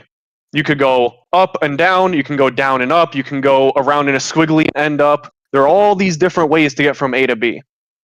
There's an infinite number of ways to get from A to B. But if you were to actually math out what those paths look like in infinities, they would cancel out to be a straight line. A to B. Okay. So, where was I going with it? So, yeah, I'm curious too. So they're just where was I? Dude, I'm just not like none of my questions are being satisfied, and we're kind of like going in circles at this point. Let me pull it back. So my argument is that there are just things. Like the naturalistic view is that things are, like physical constructs are, like that's just how the universe is. You try to explain the why by adding on layers. And that's why there are multiple types of religions, where one religion describes the why this way, one religion describes the why this way, and then you kind of fight between each other as to what why is stronger. And then in your case, you came up with this circularly consistent reasoning for it that if you only look at the structure of it, makes circular. sense. It's A plus B equals C. I gave you a syllogism. It's not circular. So, yeah, but it relies on A and B being true. You're not engaging. But you rely on A. Chances. Metra, I've given you chance after chance to falsify like all the premises, right? I did. I falsified immaterial existing because you assert. Where did you? Hold on. Because where did you falsify logic? Hold on. Let him finish, Joe. So I falsified immaterial. Like the world is made of material and immaterial. I agree with you up until the word material. Once you say and immaterial, you're adding on. You're asserting that it does, because you can't demonstrate the immaterial. You assume that because, based on our lack of knowledge, our ignorance of the brain, it must be something extraneous to the brain. That's special pleading. You're special pleading ignorance. But we just don't know how. That's special pleading, dude. I'm telling you, falsify. Can you falsify the laws of logic? No. No, exactly. And they're immaterial, aren't they? But the laws of logic. So I feel like you're being a little sneaky with the laws of logic. Oh my god, dude! I'm being so good faith with you, and I feel like you're being such a bad faith actor right now. I'm really not. You started really off. Oh, no. If we want to talk about bad faith, we can talk about how I opened up with describing a truth as in occurred in reality, and then you appealed to the definition of truth in formal logic. But then when we actually investigated it, you described a reality truth, like the ghost being true. So you jumped between your definition of truth as it fit you, and I understand that. I assumed correctly that we were using it objectively occurred in the real world. Not one time did I ever take truth and make it mean something other than what it means. Not a single time. So do you agree that words can have multiple meanings, depending on the context? Yeah, not the truth, though. So when we say it is something true, you agreed and went to the dictionary definition of it being accurate. It occurred. Like I say I went to the store, and in reality I did go to the store. Like my physical presence was inside that building at some point. That's the truth that we described. But when you pull back to the laws of logic in your syllogistic truth, you're speaking to a statement which is valid, an organization of words and a sentence structure that drives the conclusion as long as the premises are true. But it doesn't provide for the premises being true. And what I'm attacking is the truth of your premises. Where like debunk any part of it? Like by saying that by you thinking that you can assert the immaterial exists. Can you prove it doesn't? Like, look, so dude. When this might be the one. Where are they? Where are they in reality? Where? So it doesn't exist. Oh my god. What does exist mean? You're not using logic right now? What does exist mean to you? I mean, like exist in the material way or the immaterial way? No. You saying that the immaterial exists, like the world is made of the immaterial. It exists. It's laws of logic that are observable, consistent, right? They're always there, right? And the laws of logic are derived from math, correct? No, math is downstream from logic. Math is derived by logic. Okay, so downstream from logic. Okay, so you're saying the immaterial exists because we have discovered or create. Well, you said discovered logic, right? Yeah. Here, look. Let me show you something. Look, like this. What is this? Controller. The controller. Where? This is just plastic. This is just raw material. Plastic So and circuits. Where is controller? Where's the concept controller within this device? It's a construct that we've created. Like it's a communication. It's a Where method. is it? What do you mean? It's in your hand.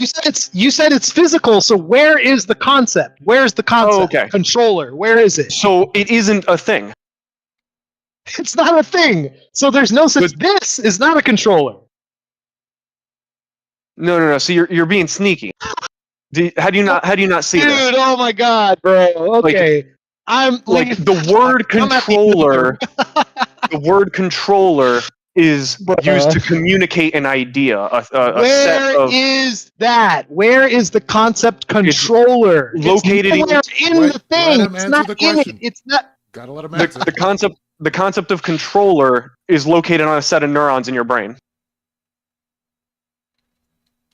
It's it's just neurons in your brain.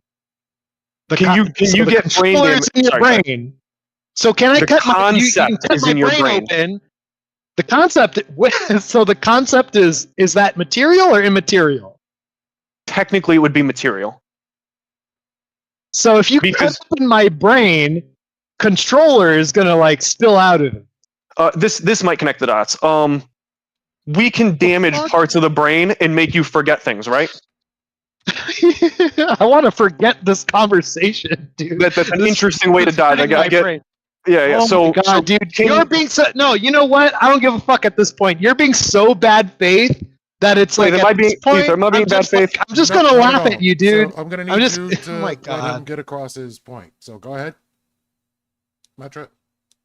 So, if a concept is immaterial and exists regardless of the material, then we should not be able to understand a concept and then forget it. We should not be able to lose that concept. It should just be part of our quote-unquote self, our extra material self.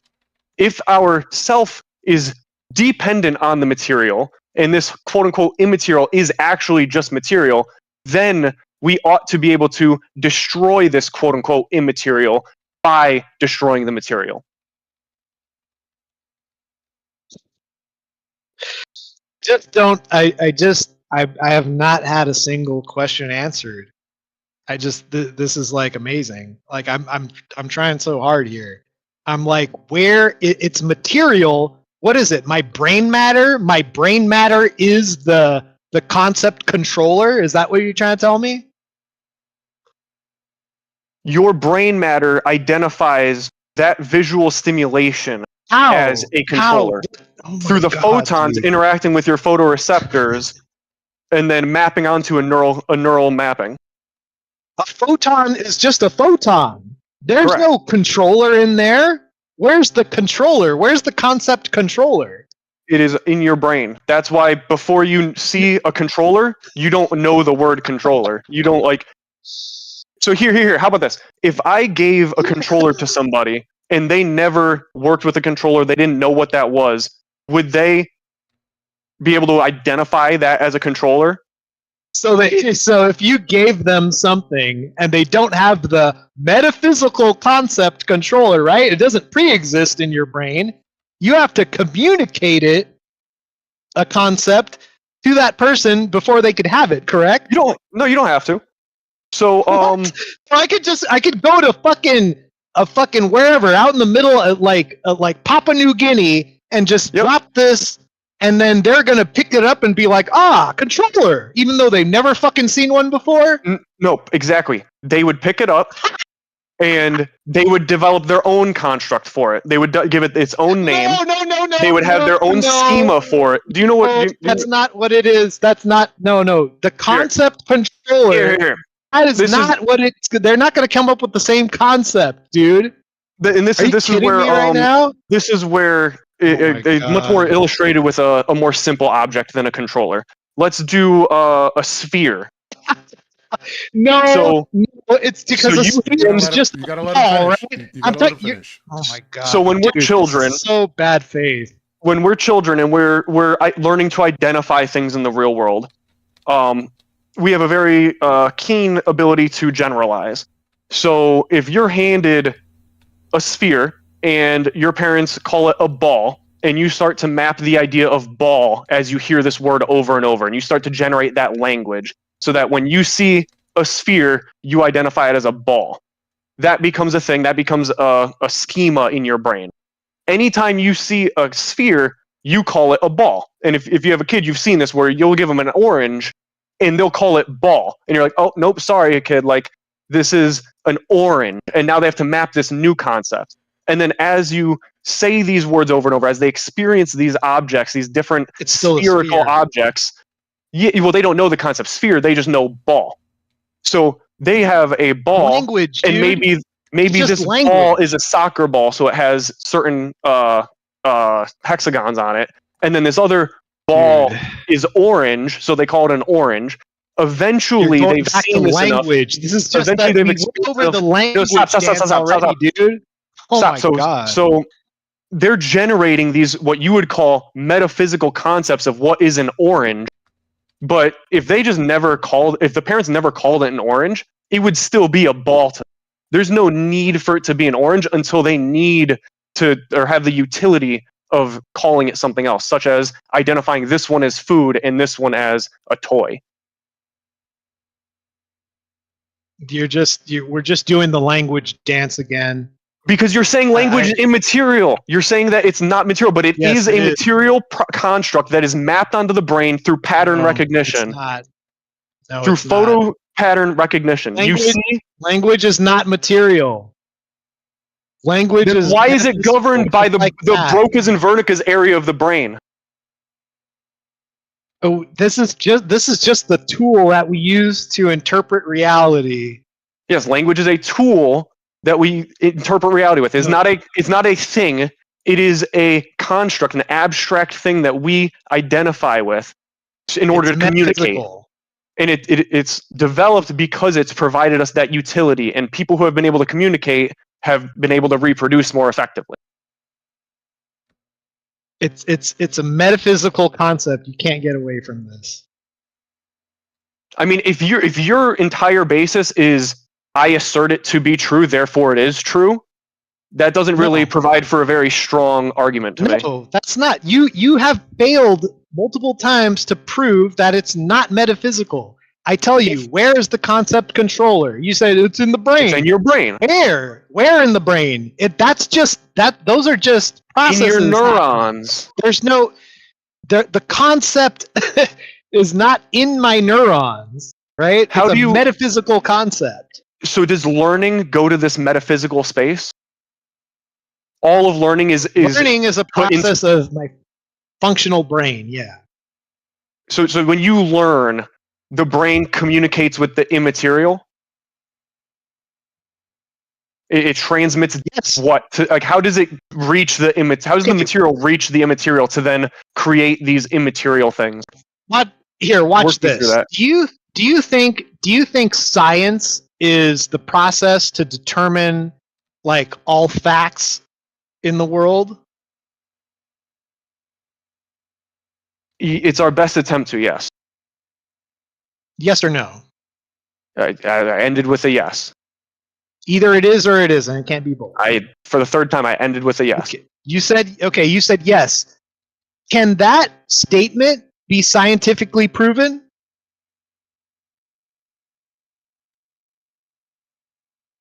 The statement be proven? Can that statement that science is the best explanation for all the processes in the world, can that be scientifically proven? Can that statement be scientifically proven? I guess not. That's right. It cannot. Okay. What's It's a your point with that? metaphysical concept. That it's No, a metaphysical concept. It's speaking to the fact that we don't know what we don't know. It's speaking to the fact that we may develop a better option. You know what?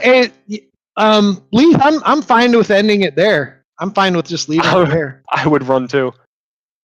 I'm not running. There's what's there to run from? You got you got nothing for me. You got no question for me. It just feels like no, because it feels like you just deny. Question my. Well, you Question you gotta let him question.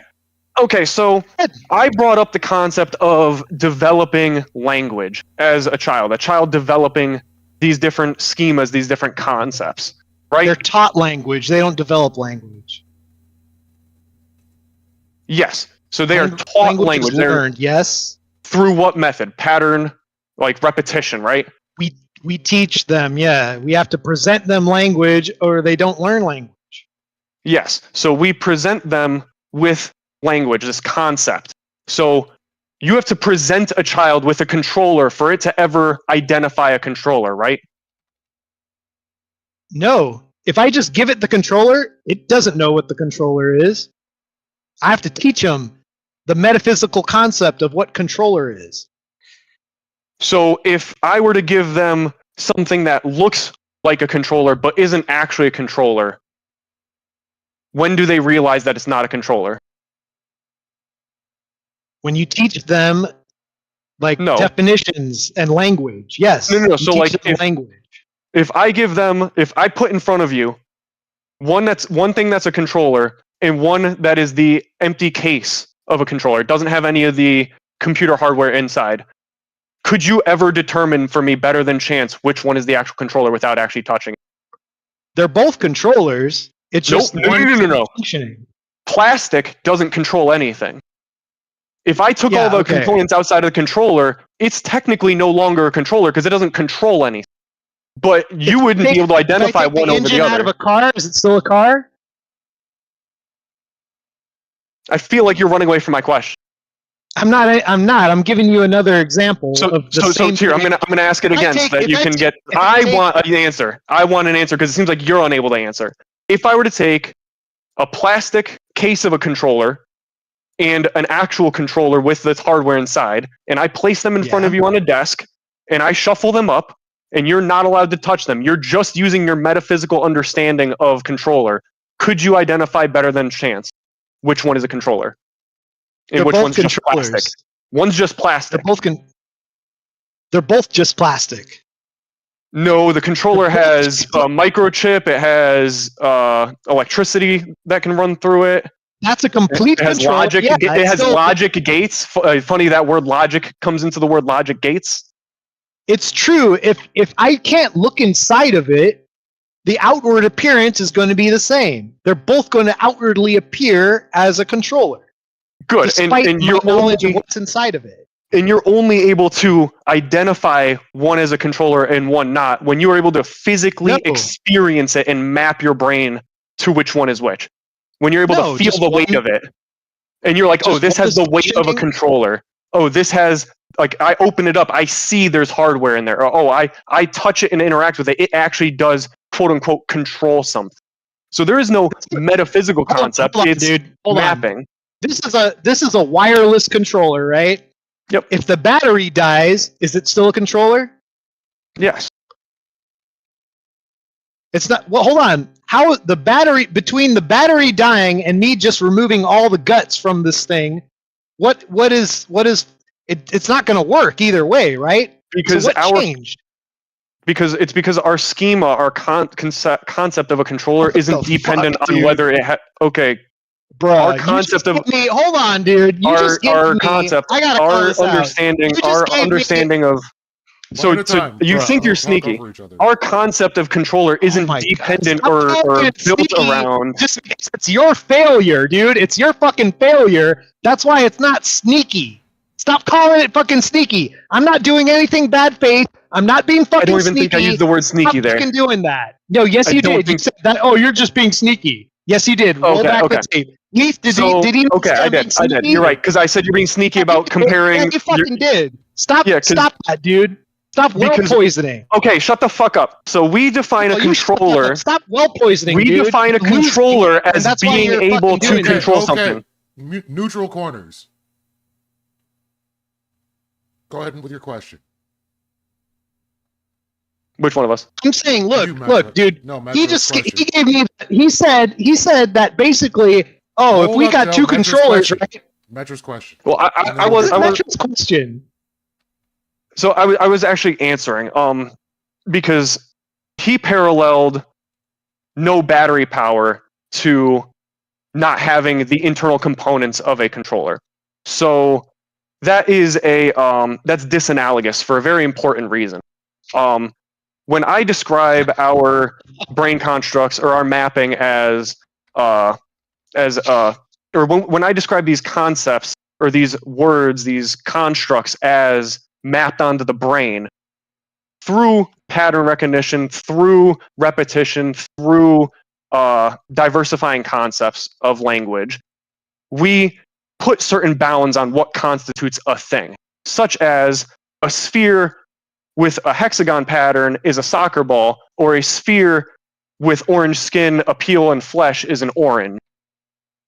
Like, if you take the orange peel off of the orange, it is still an orange, but it's not. It doesn't have a peel. So if you take the components of the controller out of the controller, and it is just a plastic husk, it is definitionally not a controller, and you would not identify it as such. You would identify it as the outside, the husk of a controller.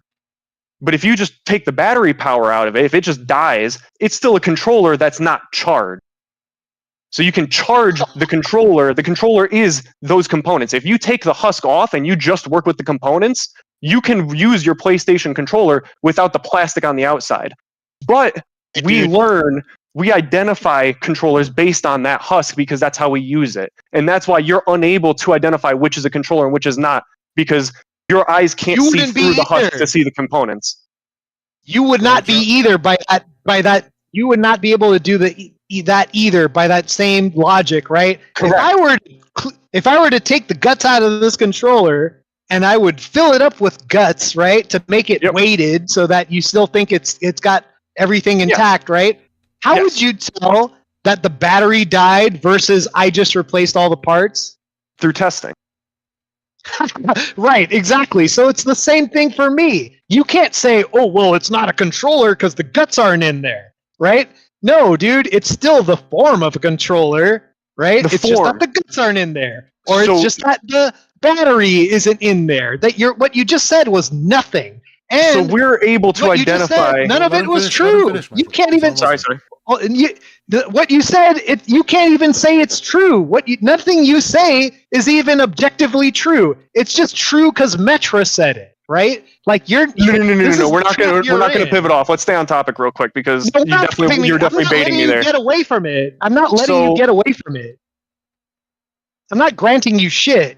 I'm not going to let you get away from anything. That's perfectly You're fine. just spitting out. So you just think you're spitting out correct sounding. So if we're back on the whole, because currently the scope of our little subtopic is if the immaterial exists, or if it's a mapping of the brain, if it's neurons that fire in a certain order, if it's neurotransmitters that are received and cause electrons to fire in a certain order, and the chunking of that connective process.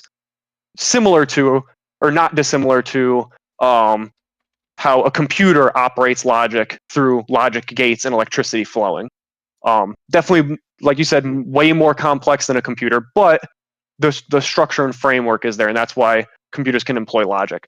Well, in the scope of our little sub-conversation, we're discussing how our concepts of things, our constructs, are, like, at least could be mapped onto the brain.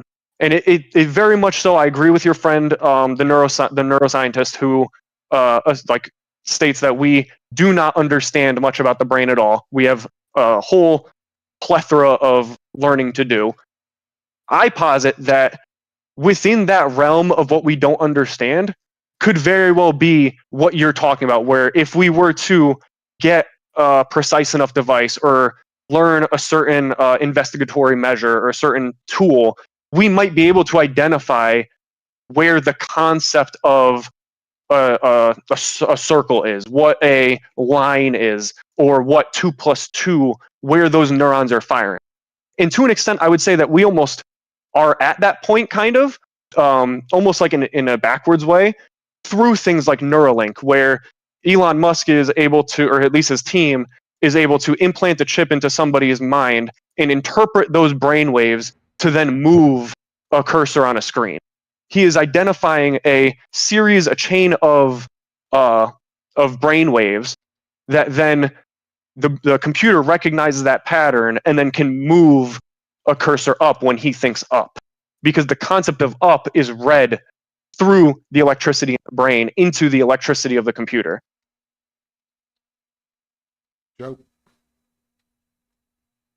There's nothing here. There's literally nothing here. The guy, he can't identify truth. He has no agency, so everything he's doing right now is just some predetermined process. Are you unable to deal with the concept of the immaterial? Shut the fuck up. Are you able to? You're running away. You're running away. Hey, moderator. Is he working with what I just spoke with, or is he filibustering? There's nothing. Technically filibustering, but continue. I just started my reply to his argument, dude, which is nothing. He's got nothing. We've been on this merry-go-round. It's time to get off. I'm pointing out everything that's wrong with this conversation and everything that is fallacious on Metra's side here. The guy has no agency, right? He's just a fucking meat puppet doing what meat puppets do, right? He has no access to truth. There is no true processes, right? There's no true tornadoes. There's no true fucking the lion eating the zebra's head, right? Like none of that is true. So his, supposedly true concept that he's delivering to me, they can't even be true. And he doesn't even acknowledge objective truth. He's like A and not A, and he thinks he's perfectly logically consistent there. On top of that, he already admitted to me that God is perfectly logically possible and logically valid to believe in. So that's just yeah, exactly. And you admitted to that. So that's not ought to, not stronger to, which was the point of this. I didn't say ought to. Nope, I didn't need any of that. The whole point was logic, like it's stronger through logic. Dude, hold on, no, hold on. I'm already. The point was stronger, not could. My point, mine. You have to do special pleading where it just is, right? No, whereas that's mine you again. logically leads to no. Well, you that's can't how answer is for him. You're just saying the immaterial is. Let me finish my thing. Mine is A plus B equals C, right? I don't know how many times I've ran through the syllogism. Stop. Fucking. So I know you have no response to how the brain can then affect the computer cursor to move. Holy fuck! You're so mad. You're losing. You just have to interrupt me. No, you're not allowing him to respond. No faith in your. So Joe, stop. How could if you're making a claim about what his response is, you have to allow him to respond. You have to allow me to finish. I'm not even finished. No, you can't just talk for 5 minutes about how you interpret the whole entire conversation to have gone because you're upset at the line. You don't want to answer the line that I'm speaking. The tape. This is I gave you a specific line. No, stop. You got to filibuster. Let me just say one thing. I gave you a very specific line of reasoning to challenge your immaterial claim, your assertion that the immaterial exists. So I am challenging the validity or the truth. You have no valid challenge. You have no access to truth claims. Okay, I get you that. Challenging me. You have no access to truth claims, dude. You got nothing. That's one defeat. So you lost not one time, but 3 times. Lord have mercy. You've lost this debate 3 times, dude. So you've asserted that the world is made of the material. You have no access to truth. So you have asserted that the world is made of material and immaterial. I would like to interrogate, under your understanding of the word immaterial, that it must exist. I'm interrogating the truth of that premise, which is necessary for that syllogism to be true. How is every single functional brain on Earth able to comprehend the laws of logic if each person is a particular? They would have to come up with subjective laws of logic, but we don't. We have objective laws of logic, and you have failed to disprove that. Well, no, it could just occur through natural processes. No, if you cannot hey, falsify it. if You can't if falsify the universe operates off of logic, such as photons not the being universe. Mind. You need a mind. Listen, you need I'm a not done mind yet. to interpret logic. I'm not there yet. So, for example, This guy. rocks are flying through space irrespective of if we're able to observe it. A tree falls in the middle of the forest and makes a sound regardless if someone is there to hear it. Unless you deny those, like those only exist because the human brain exists, you're coming up with a whole plethora of backstory to this that you just popping into existence. So for me, I work downstream. I'm like, we could have the laws of physics are just how they are. They must be in order for us to occur. Like it's what is it? The only way that we could understand the laws of physics is if they were set up in a way for us to understand them. But bro, there's no such thing as the mind, according to you. There's only the brain. There's no such thing as the mind. No, the brain is not the mind. The mind brain is the mind. Let him respond. The mind, or like the consciousness, a conscious experience, to be more specific, use more proper terminology, is the integration of multiple sensory processing. Oh, you're conscious now. I thought you were a meat puppet a while ago. Now you're conscious? Now you grant yourself consciousness? What?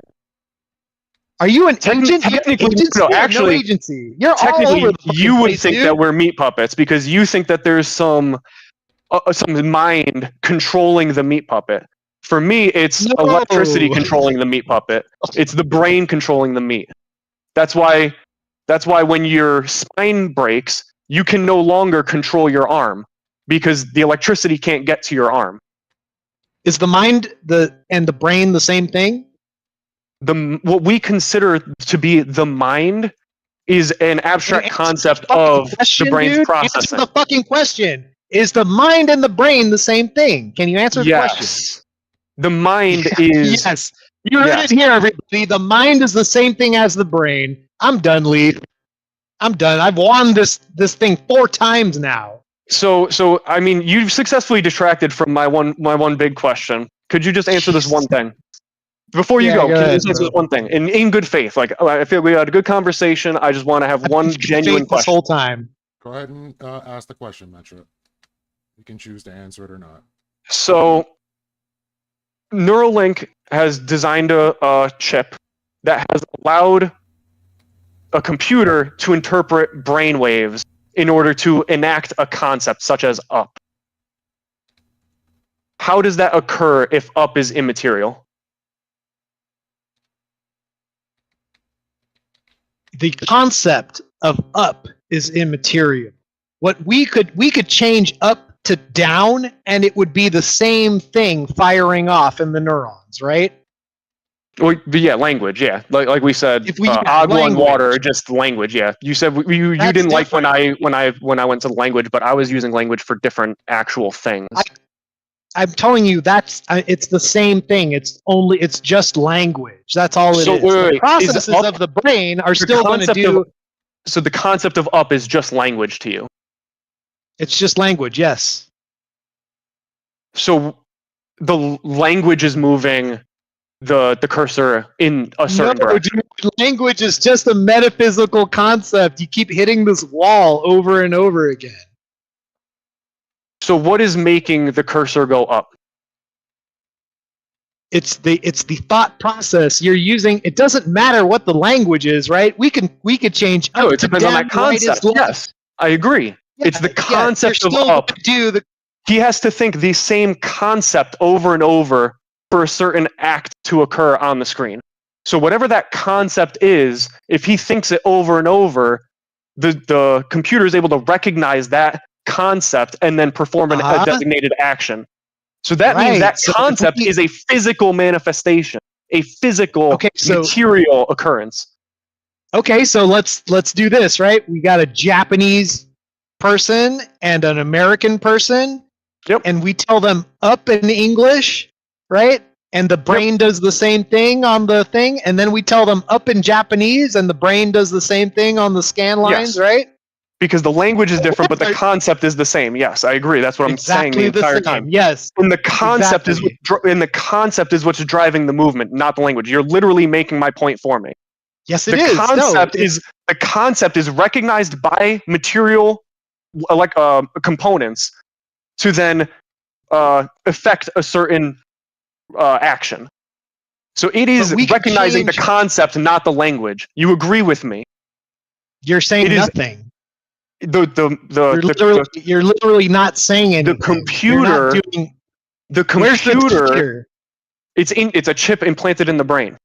So a chip is implanted in the brain that interprets electrical signals, and when a person's brain thinks of this, what you think as immaterial concept, repeatedly, it can somehow access the immaterial and then perform a desired action.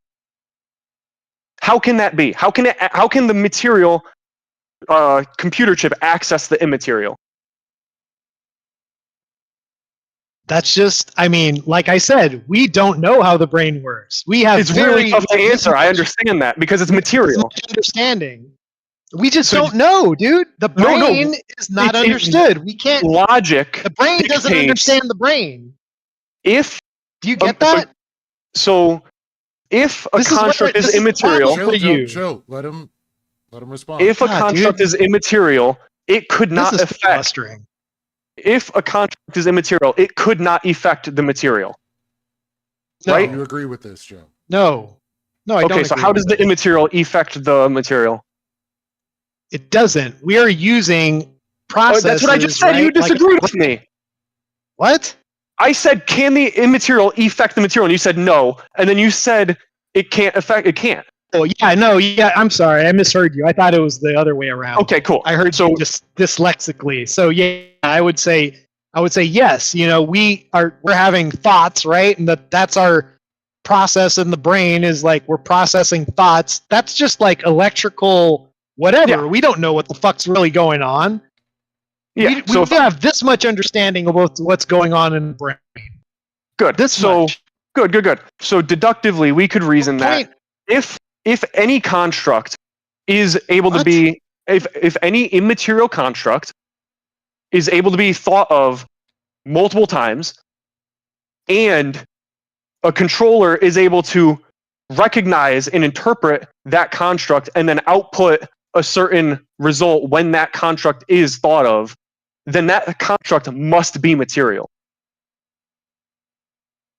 No, that doesn't follow. Explain. That's just your brain working. That's just your brain like working. No. I gave you a syllogism. Syllogisms have premises. What was your premise one? Yeah, I started with if the immaterial. Premise one, what? Premise one is that the what's it called? Mental constructs are material. Premise two. That's an assertion. That's what a premise is. Okay, wait. Shut the fuck up. Is the world is made of material and immaterial an assertion? No. The world is made of material and immaterial is not an assertion. It's not an assertion. No, I proved why it's not, and it's because we have metaphysical concepts like logic, like truth, right? That's my evidence. So you made an assertion that you proved, correct? It's not an assertion. You made an assertion that you proved. I could assert that the sky is purple. I then have to prove it, right? Bro, you don't understand the shit you're in. I mean, maybe you do. I don't know. Maybe you do. That's why you're behaving this way. The world is made of the material is an assertion that you then prove. Correct? I didn't say the world. No, hold on. That's not what I said. I said the universe is made up of both material and immaterial things. That's an assertion, and then you proved it, right? It's not. In your view, you proved it. You can prove it. I provided evidence. Good. Provided evidence for immateriality. Yes. So you recognize that the premise. So you recognize that a premise is an assertion that must be proven in order to be true. Say that again? So a premise is an assertion. And when you have multiple premises, you can then assert a conclusion. You can assert multiple premises assertion. and then assert a conclusion. No, stop. So I assert two premises and a conclusion. If those premises and conclusion are in the right structure, then the truth of the premises drives the truth of the conclusion. This is formal logic in and of itself. Correct? I'm correct in my understanding of formal logic? Joe? No, you're okay. So he's incorrect in his. Go ahead. Oh God! Hold on. Say it again. Go ahead. Say it again. Let me make sure I'm understanding you. So when I construct an argument in logic using two premises and a conclusion, I make three assertions. If those assertions are in the right structure and format, then the truth of the premises must drive the truth of the conclusion. That's a logically valid argument. No, okay. I disagree. Assertions cannot be truth. You have to verify what you're asserting. That's what I'm saying. You have to prove an assertion. Good. So we agree. A premise that what you're stating is true. You have to provide truth. So we agree. Truth claims. Yeah. So we agree that a premise is an assertion that you must then prove. Factual. No, premises have to be factual for them to logically follow. Yes, for them to logically follow. No. Actually, no. A valid argument is based solely on the structure. This is a fundamental of logic. It's based in logic too. An argument in logic, in formal logic, is that the validity is based on the structure of the argument, and then valid means if the premises are true. What else is it based on? It's based on what else? No, it's literally just based on the structure. It's literally just the structure. That's what validity means. It has to be logically consistent. If A then B equals C, it means it has to make logical sense. It can't be illogical. Yes, logic has to be logical. Thank you for water is wet. Now, no, I'm saying you in order to build your syllogism, your premises have to logically follow from each other. Yes, it's the structure. You can't just assert them. You must assert them to create the argument. That's literally step one. You assert things, and then if they're true, then the conclusion is true. If the premises are true, then the conclusion is true because of the structure of the argument. A plus B equals C. No, the whole thing is an argument. The whole thing is an argument. It's not an assertion. It's a valid, logical argument. Three assertions can make an argument. You assert. I don't even think that's true.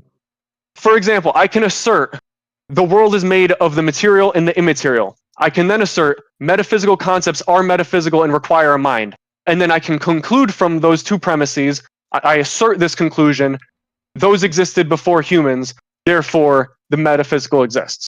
No, I'm saying if those first two statements are true. Giving you an example. I'm literally giving your own example back to you. Your syllogism back.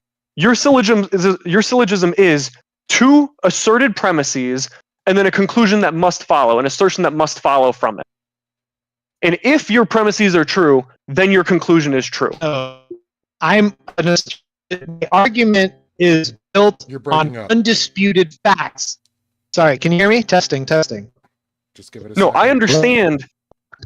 You're breaking up. I agree with you that you think you have attempted to prove those assertions as true. Because then if successful, it drives the conclusion as true.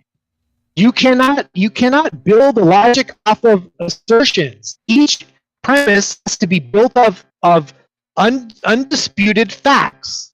No, it doesn't. Not assertions. Yes, it does. No. It is literally. No, dude. No. We're gonna stop right here, and you go ahead and look it up.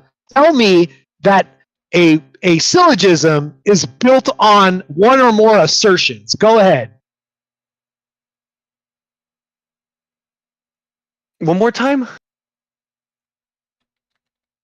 Find me evidence. Go ahead and confirm to me that you think a syllogism, a valid, logically consistent syllogism, is built off of several or more assertions. So just to save us some time, a syllogism is a kind of logical argument that applies deductive reasoning to arrive at a conclusion based off of two propositions that are asserted or assumed. What was that? What were those last three words?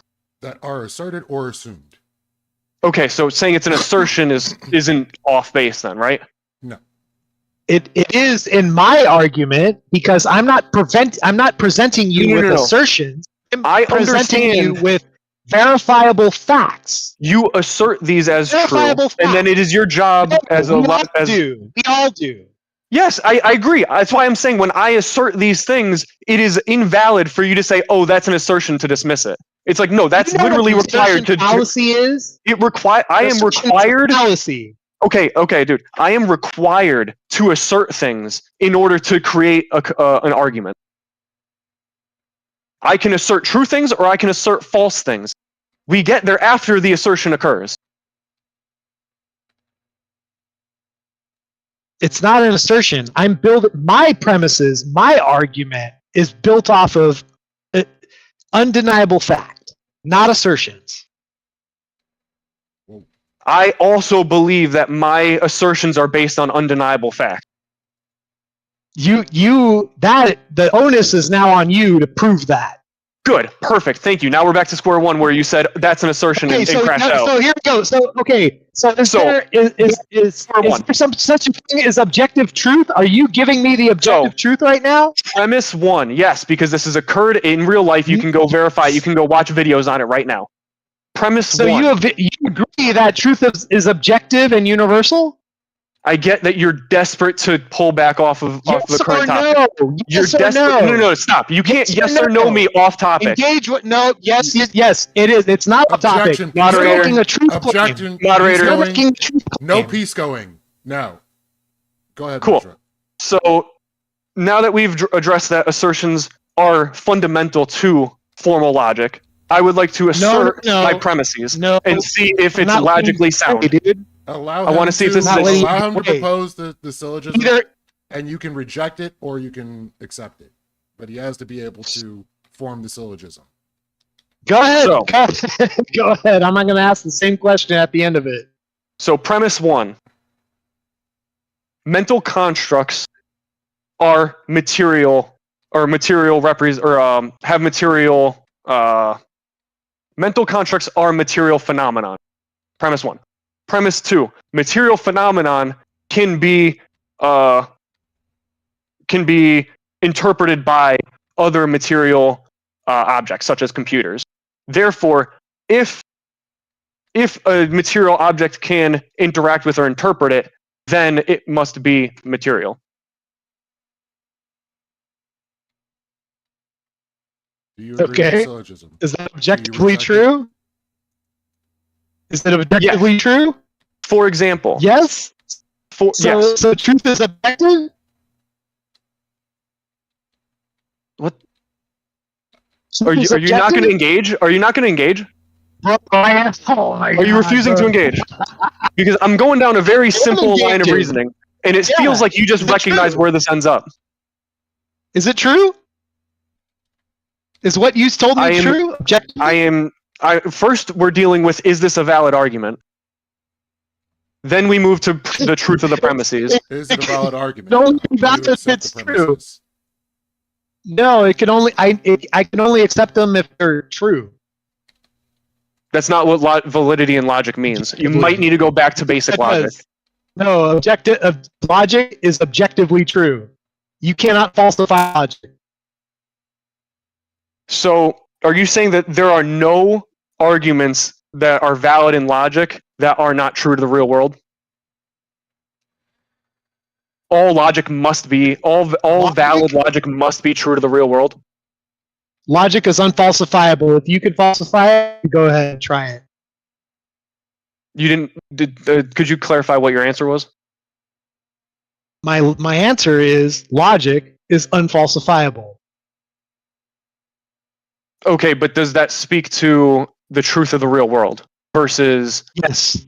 Yes, it does. So okay, so could you Google validity in logic for me quickly? For what? Because I just need to do a little like logic 101 education for you. What's your question? Because it seems like you don't understand a fundamental concept of introductory logic, which is that validity speaks to the structure driving the conclusion. And if the premises are true, then the conclusion is true. But one of the premises can be false. True. Now we need in the concept of logic.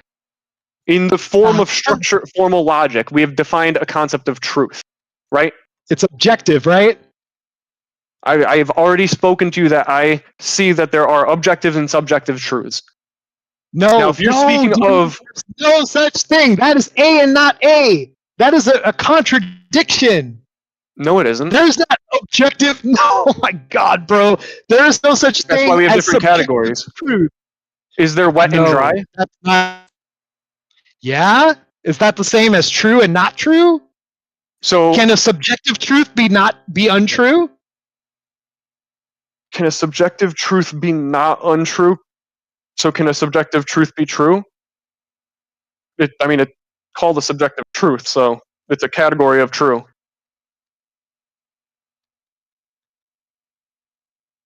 Bro. So if we were to say, oh, I believe that Joe was being bad faith, you would say that's untrue. If you said that Metra was being bad faith, I would say that's untrue. But to each of us, we both interpret that as true. I'm not talking about which one is objectively true.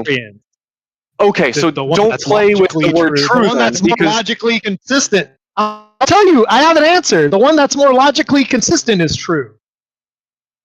I would say the bad faith is more linked to who can't answer a simple line of reasoning and must appeal to bad faith. You would have to demonstrate bad faith. You would have to demonstrate that. So, for example, taking issue with a premise being an assertion, as though all premises aren't assertions. My premises are not assertions. They must. Which one of my premises are an assertion? Which one? Which of one of my premises is made of the material and the immaterial? That is an assertion that you must prove. Things. Okay, disprove it. No, you're saying it's not true, right? So you agree that it's an assertion that must be proven? No, I have proof for it. My proof I agree. I am fine with you believing you can approve it, but you first must agree that it is an assertion. You state this is how it is. You state this is how it is. Fact. As an objective fact, yes. Like I can assert that diamond is hard. As an objective fact. Yes. I can also assert that. Can I assert diamond is soft? Diamond is not soft, logically. No. Can I assert it? Huh? Can I assert it? Is that an assertion? Saying diamond is soft, is that an assertion? It's an illogical assertion. Yes, assertions are illogical. No, it's an untrue premise. It's illogical. It's a false. It is very. It's not even. There's no structure to logic. There's no structure there. There is no logic. It is an assertion. Okay. Look up what assertion fallacy is. Let's look it up. Assertion fallacy. You aced your class. You should know. I also took this class like 13 years ago. So calm down. The assertion fallacy, often referred to as proof by assertion, is a logical fallacy where the proposition is repeatedly stated as true without providing any evidence or reasoning. Without providing any evidence or reasoning. Thank you very much. I won the debate good. Time now. How many times would you like me to beat you in this debate? So, if you want to just breathe for a second, dude.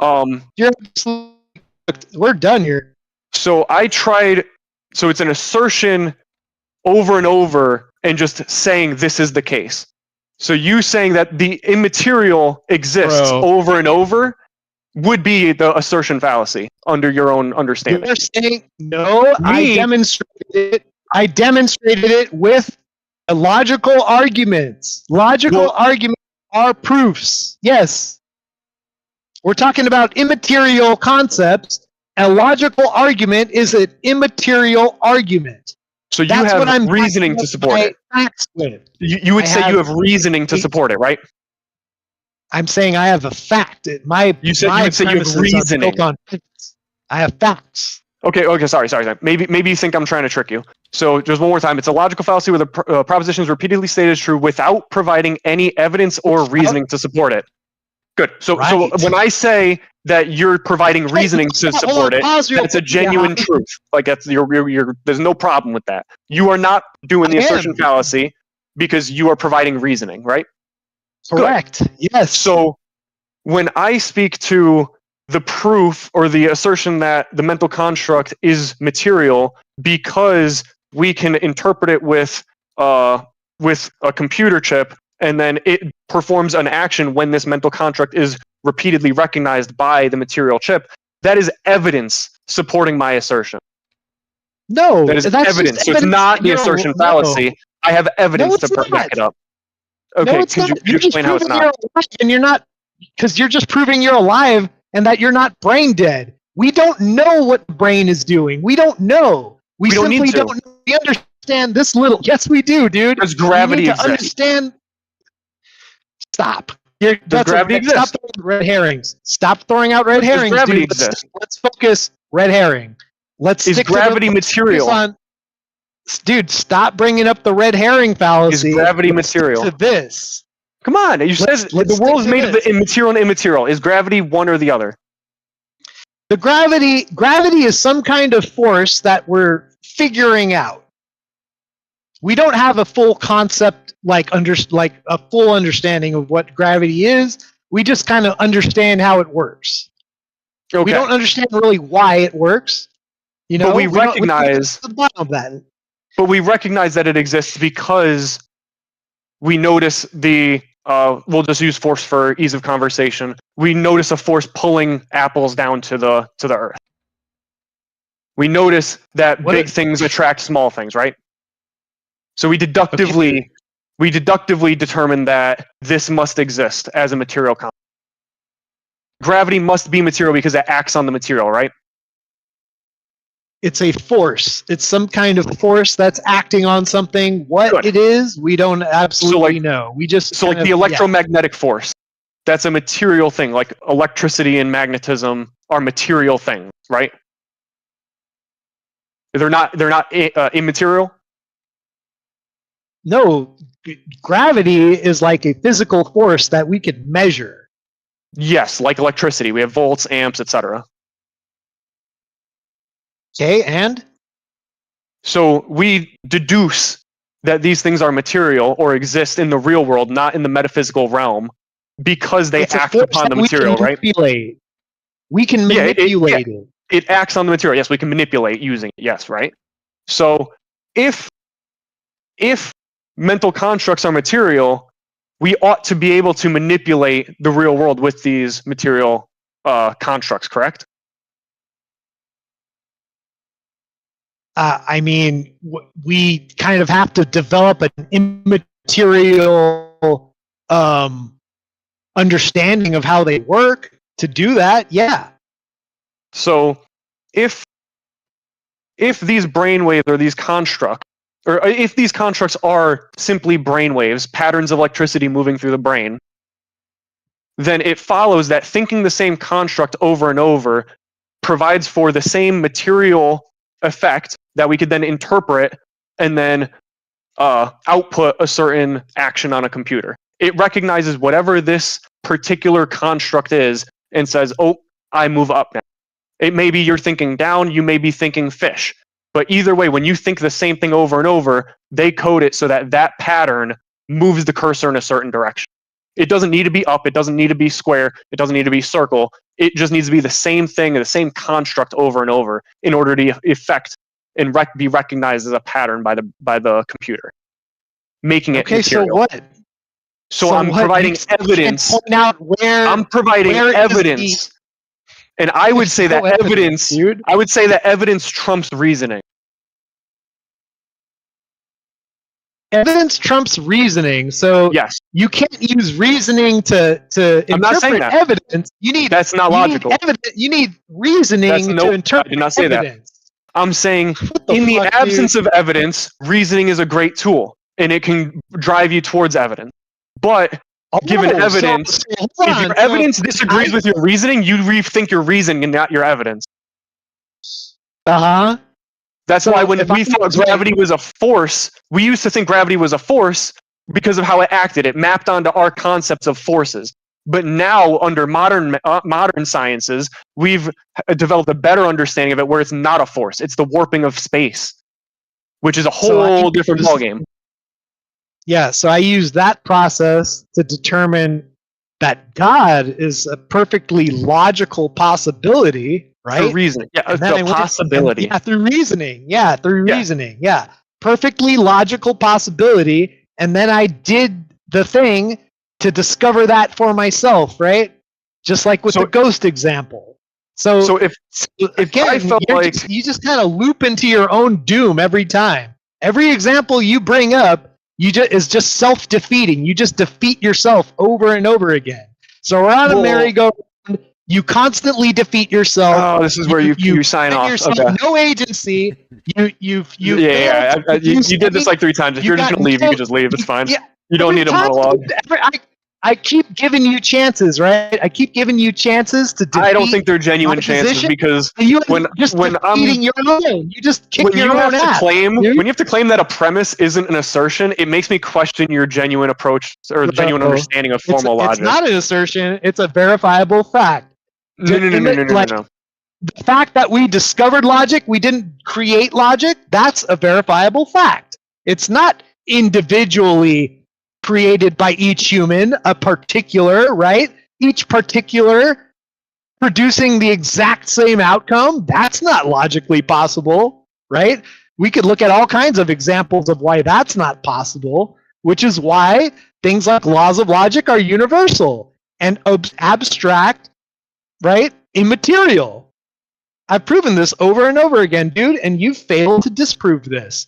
You've got no agency. Hold on, if you look up arguments in logic, Go ahead and finish this up. Leave. This is I'm doing my closing statement. Don't let him interrupt me. All right, we're on closing statements. Cool.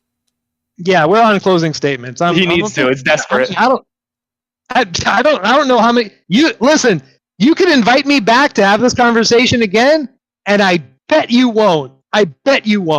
Okay? Because you'll just loop. Because you'll do this thing where you make an assertion, and then you'll backtrack and call it not an assertion because you realize that if I make a similar assertion, you can't contend with it. So then you'll appeal to some straw man interpretation of the rest of the conversation to then try and dismiss me rather than engage, and that's not good faith behavior.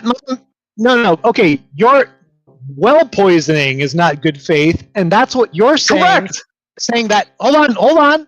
That's what you're saying, right? That's what you're doing right now by saying that my syllogism is built upon assertions when it's built upon undeniable facts. You have yet to prove that I have a syllogism built on assertions, and I have proved time and time again that they're built on undeniable facts, okay? Now, I've been charitable with you, and I've given you plenty of time, and I've let you get, like, multiple lives at this point to try and attack the syllogism over and over again, and you keep defeating yourself in the process. So at this point, you need to go back to the dugout, right? Read some more Sam Harris or something, and figure out where you basic textbook. Hold on, don't stop spurging out. I'm finishing up here. So at the end of the day, what we got from this conversation is that Metra has no agency. He's just a life form unfolding in reality, right? He can't identify objective truth because he won't admit. He'll say, oh, there's objective truth, and then there's not objective truth. That's A and not A, a performative contradiction. And then he admitted that God is logically possible. That is the end. That's the end of the debate. You conceded the debate. So now that I've realized that you've given me what I needed to tell you that you've conceded the debate, God is logically possible, right? Rational. You've just proved the prompt in my favor. Go ahead. So, All right, closing statements, Metra. yeah, I picked up a few things in this conversation. He said A is not A, pretending that objective truth and subjective truth are both A, but truth and lie, truth equal lie would be A is not A, or truth is not truth, not objective truth is, or I didn't say objective truth is not objective truth. I said there are objective truths and subjective truths, because in the colloquial sense of truth, or in the real world sense, things occur. We experience things as occurring. But things aren't as simple as that, and while it may feel comforting to appeal to, oh, things must be objective, it might not be. And as we develop our understanding of relativism in science, we learn things like two observers may have a different experience of time, for example, which, as far as our real world feeling is that time is an objective occurrence, even though we can experience it differently, such as when you play video games, time passes quickly, whereas when you're going through a boring lecture, time passes slowly, quote unquote. So we can have different subjective truths while also having different objective truths, or while there still being an objective truth. I can experience things different than someone else can, and then I can recite that. While it's true to me and it's true to them, it may be different in nature. But he does this thing where we try to get in the weeds and interpret one of his particular assertions in his premise, because in logic you must assert premises to then drive a conclusion, and if the premises are true, then the conclusion is true. That's Logic 101. You'll learn it in every single introductory course. You can go on Wikipedia right now and look up validity in logic and read, what makes a valid argument is not that it has true premises and true conclusions. Validity is about a tie in a relationship between two premises and the necessity of the conclusion. So if a premise, an assertion, is false, then the conclusion is not guaranteed. The conclusion can still be true, but it's not guaranteed by the argument. So he needs to revisit Logic 101, maybe come back. He's been done a little bit too much regurgitating what he's heard, and maybe likes to go back to his little one-liner gotchas. But all he has is, you don't have an objective truth, or maybe he doesn't like the fact, it's not comforting that we might just be calculation machines that are obscenely complex, and we have the illusion of persona and self and all this other stuff, and it serves a good purpose, but in actuality it might not be the case, and that might be a tough pill to swallow. So lack of understanding can breed a preference towards comfort. Thank you, Metra. And from I wanted to ask we him what got an illusion some was, but beautiful tier 1 subs, one for I Believe in God Now, and 2 for Joe 1. Thank you, Testy, for those gifted subs. We appreciate you. Thank you for the conversation, Joe, and thank you for hosting, Leith. thank you, Metra. You know what? You're a good sport in actually having the conversation. I appreciate your time. Leith, I appreciate you as well as a moderator. And to all you Spurgs out there who want to accuse me in the different discords that, oh, he doesn't defend his Sky Daddy not real, come up here. Like I said, you come up here, and you guys are so brave when you're in your little discords and it's 7v1 and shit, but look what happens when I drag you out here. Look Oh, at Lord this have mercy, he's not going to carnage pretend that he just won. happened, bro. Oh, Yeah, Lord yeah. have mercy, he's not going to what do just this. happened. Yes, he is. Go ahead. You can't even Any deal one of with the you. concept of immaterial being Hold on, material. hold on. Let me You tell just you, brother. and it's true. Any one Holy of you, shit. come up here. Come My see boy me, is bro. away I'm from here. what I'm we've waiting seen for with any Neuralink. one of you. You can't deal with Neuralink, let alone proving that immaterial exists. And we got another That's tier not 1 sub for electricity in the Kylie. brain, bro. Holy. Yeah, bro. Okay. Yeah. We know this much about the brain, but trust me, bro, that's what's happening, right? We know this much about the brain, but trust me, bro, there's immaterial there. Good job. It can't be immaterial. It must be immaterial. We also don't know everything about the brain.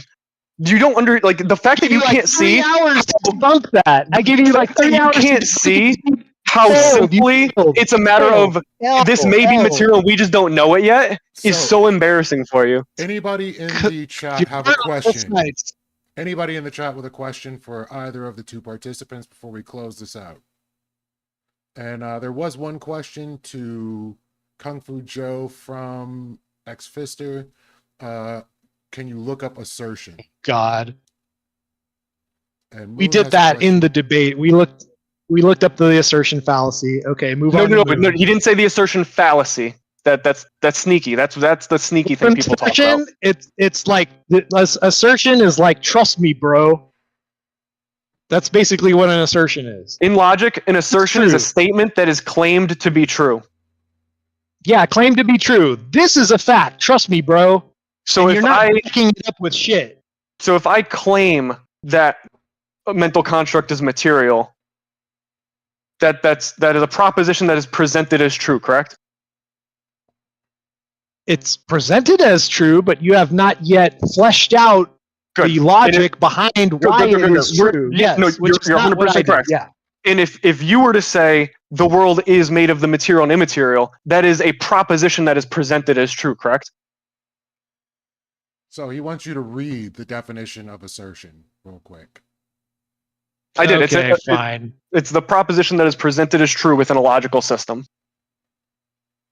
Within a logical system means you still have, in order to verify the truthness of it, right? You need to be more rigorous than that. Downstream. Yeah. So the assertion is first, and then it actually being the case is downstream of that. So we agree that all of your propositions are presented as true. They are assertion. I'm not ignoring your question. And then this one to finish up. Yeah. So Moon's question, Joe, how do you prepare yourself for these debates to win at such a high clip? I mean, for this particular debate, I took a nap, I ate some lunch, I drank a fucking Stella. He avoided the logic textbook? Oh. I just put a leash on this guy and we took a walk. That's what happened. Bro, you denied that your statements are assertions. That's how desperate you were. That anything you said is true. You denied that you have no access to truth, bro, so you're cooked. You're you say that we're all built in with logic ingrained in us. Like we discovered logic and all functional brain. You described all functional brains as able to comprehend logic.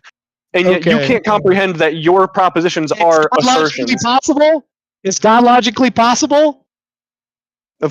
A lot is logically possible. Yes, it's possible. Yeah, he was about to say, of course he is.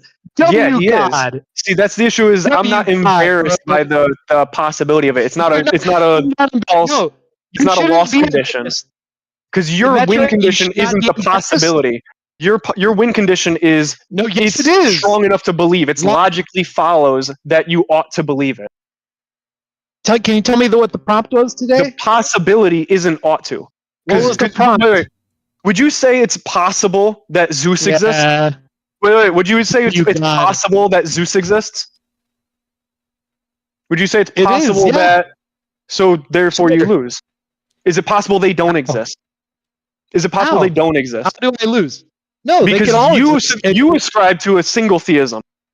And if all theisms are equally possible, or at least if multiple theisms are possible and logically consistent, then you have no means of choosing one. This is like the beat up body. Like as I'm walking off the out of the ring, the guy's fine to do your rhetoric game. Every time you jump to these rhetoric tactics, it just confirms that I win. Listen, look, go ahead, ask your question again.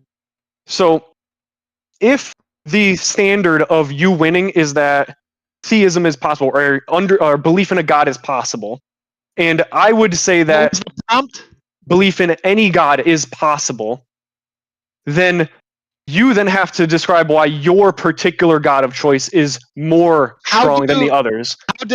How does the existence of lesser gods defeat the existence of the one and only God above all gods? Well, Nina has No, a and question you're for free you.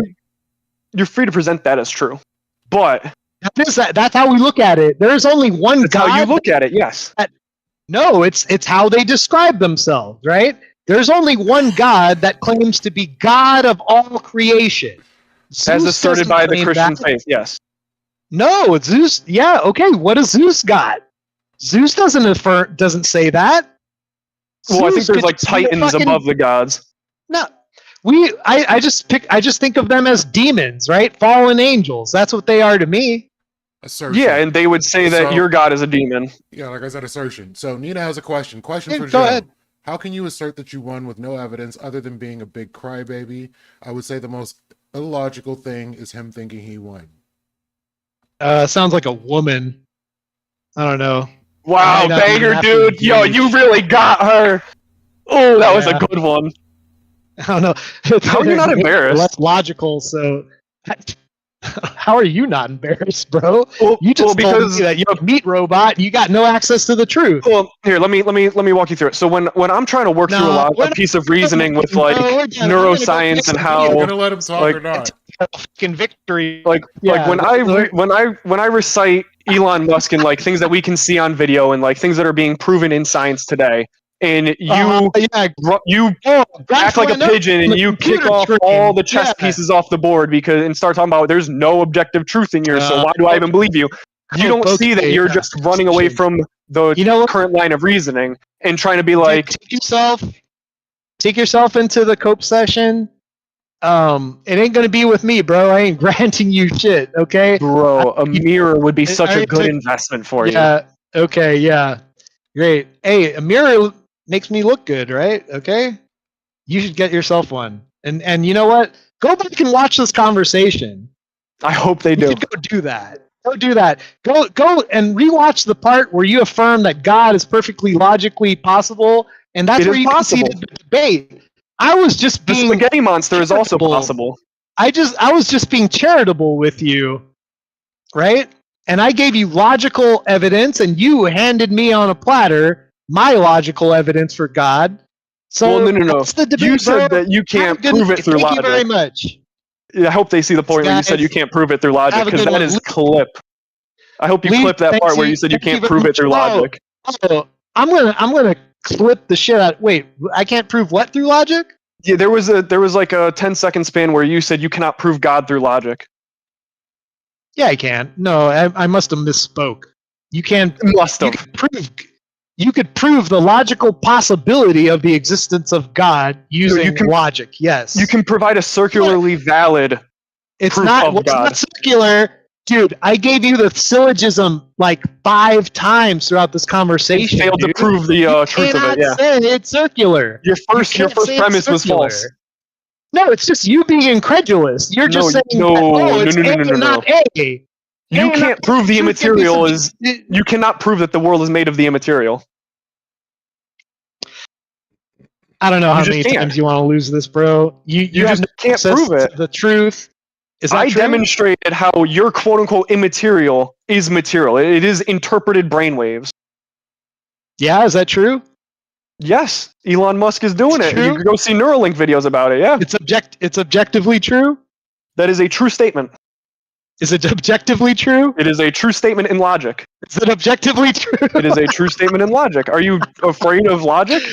All right. Take care, guys. Have a good one. Oh, Thanks a oh, lot, Elise. Wait, there's more appreciate you, questions.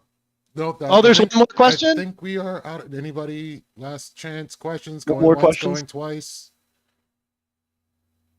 Oh, that's brutal, Fister. So, all right. yeah, I think Sister's we're a out of- fucking I idiot. think we're out of Sister's questions. a coward. He'll never fucking debate me, dude. I'm not the one leaving. I'm not the one who pivoted to the exit ramp. I've done the thing multiple times. I've given you like 3 hours, dude. You've made Tessie zero wants headway. to know I'm why It sorry. feels good to have things in his butt. I've deleted your concept of immaterial. You say metaphysical concepts are metaphysical, so your initial syllogism had the definition in it. Metaphysical concepts are immaterial and universal. You can go. back you and can watch go back. it. Yeah, no, you can Go look. It was back the and very watch it, entrance. Your opening dude. statement was metaphysical concepts are metaphysical. I know because I wrote it down. It was awesome. That's fucking. It was literally the first thing I asked you to clarify because I figured you made a genuine mistake. So That's let's calm down your mute. Your meat computer. Yeah, maybe I did misspeak, but I do Yes, remember it's my saying meat over and over computer. again that metaphysical properties Can we are stop saying immaterial computer? and universal.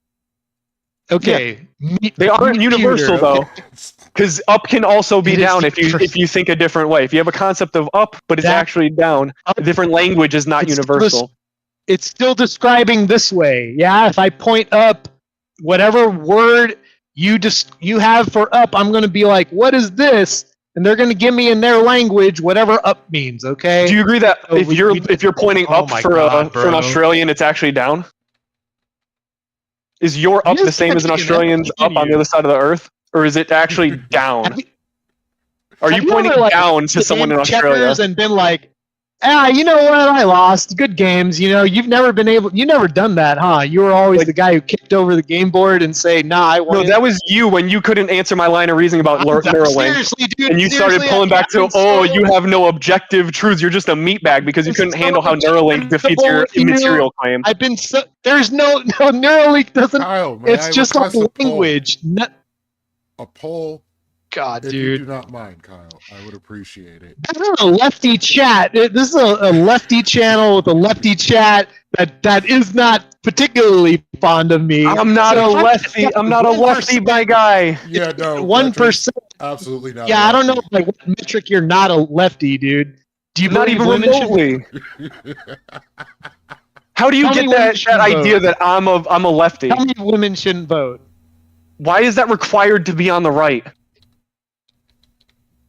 Because I don't know what you're If you're a conservative, I don't know what you're conserving.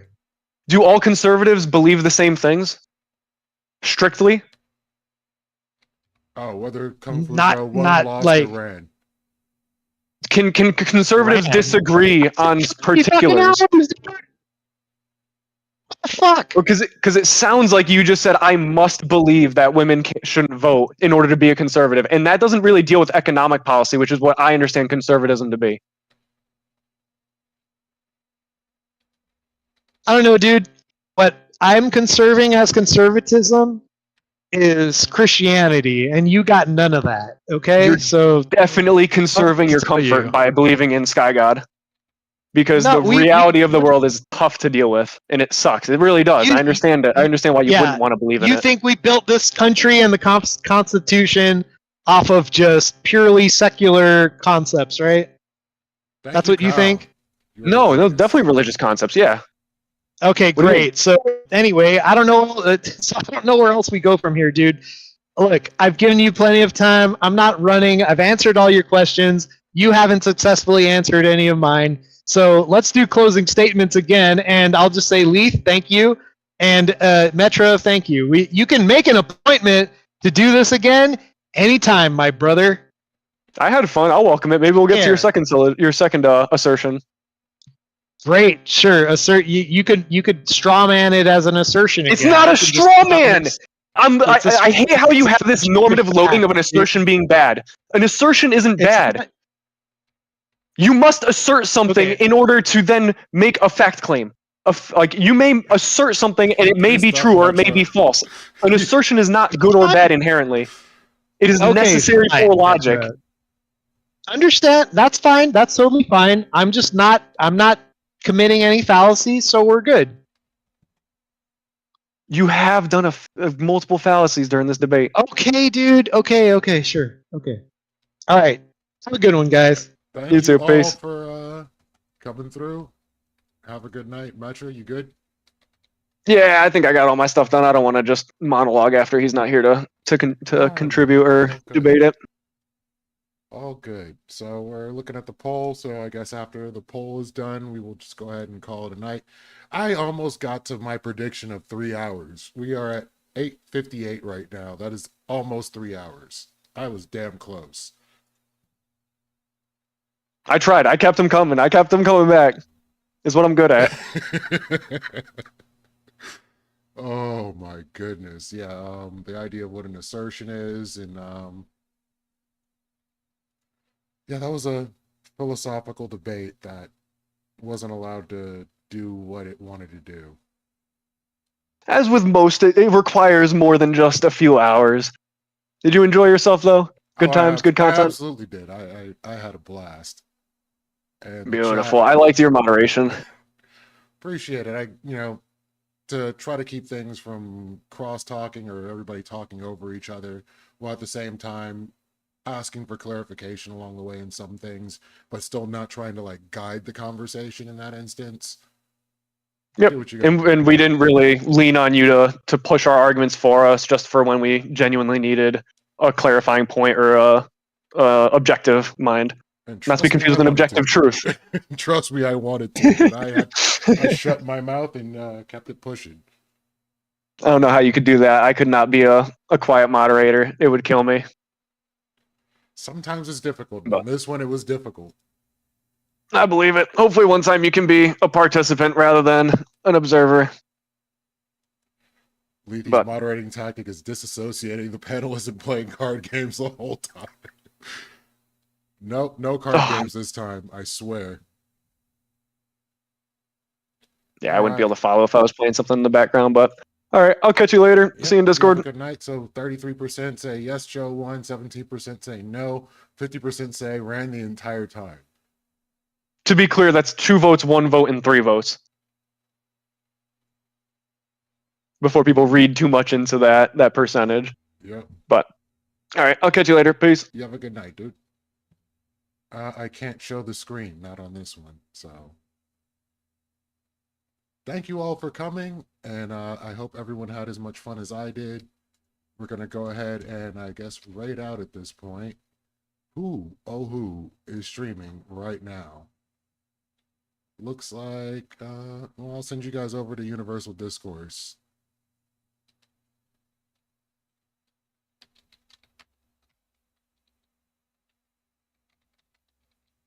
And I was playing Path of Exile the entire time. Appreciate y'all. Thank you, Testy. That's exactly what I was looking forward to. You know.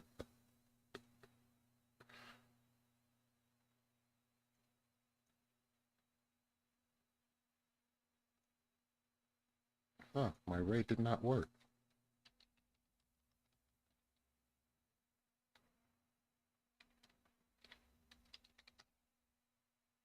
Okay, the raid is in progress, so yep. We got it there.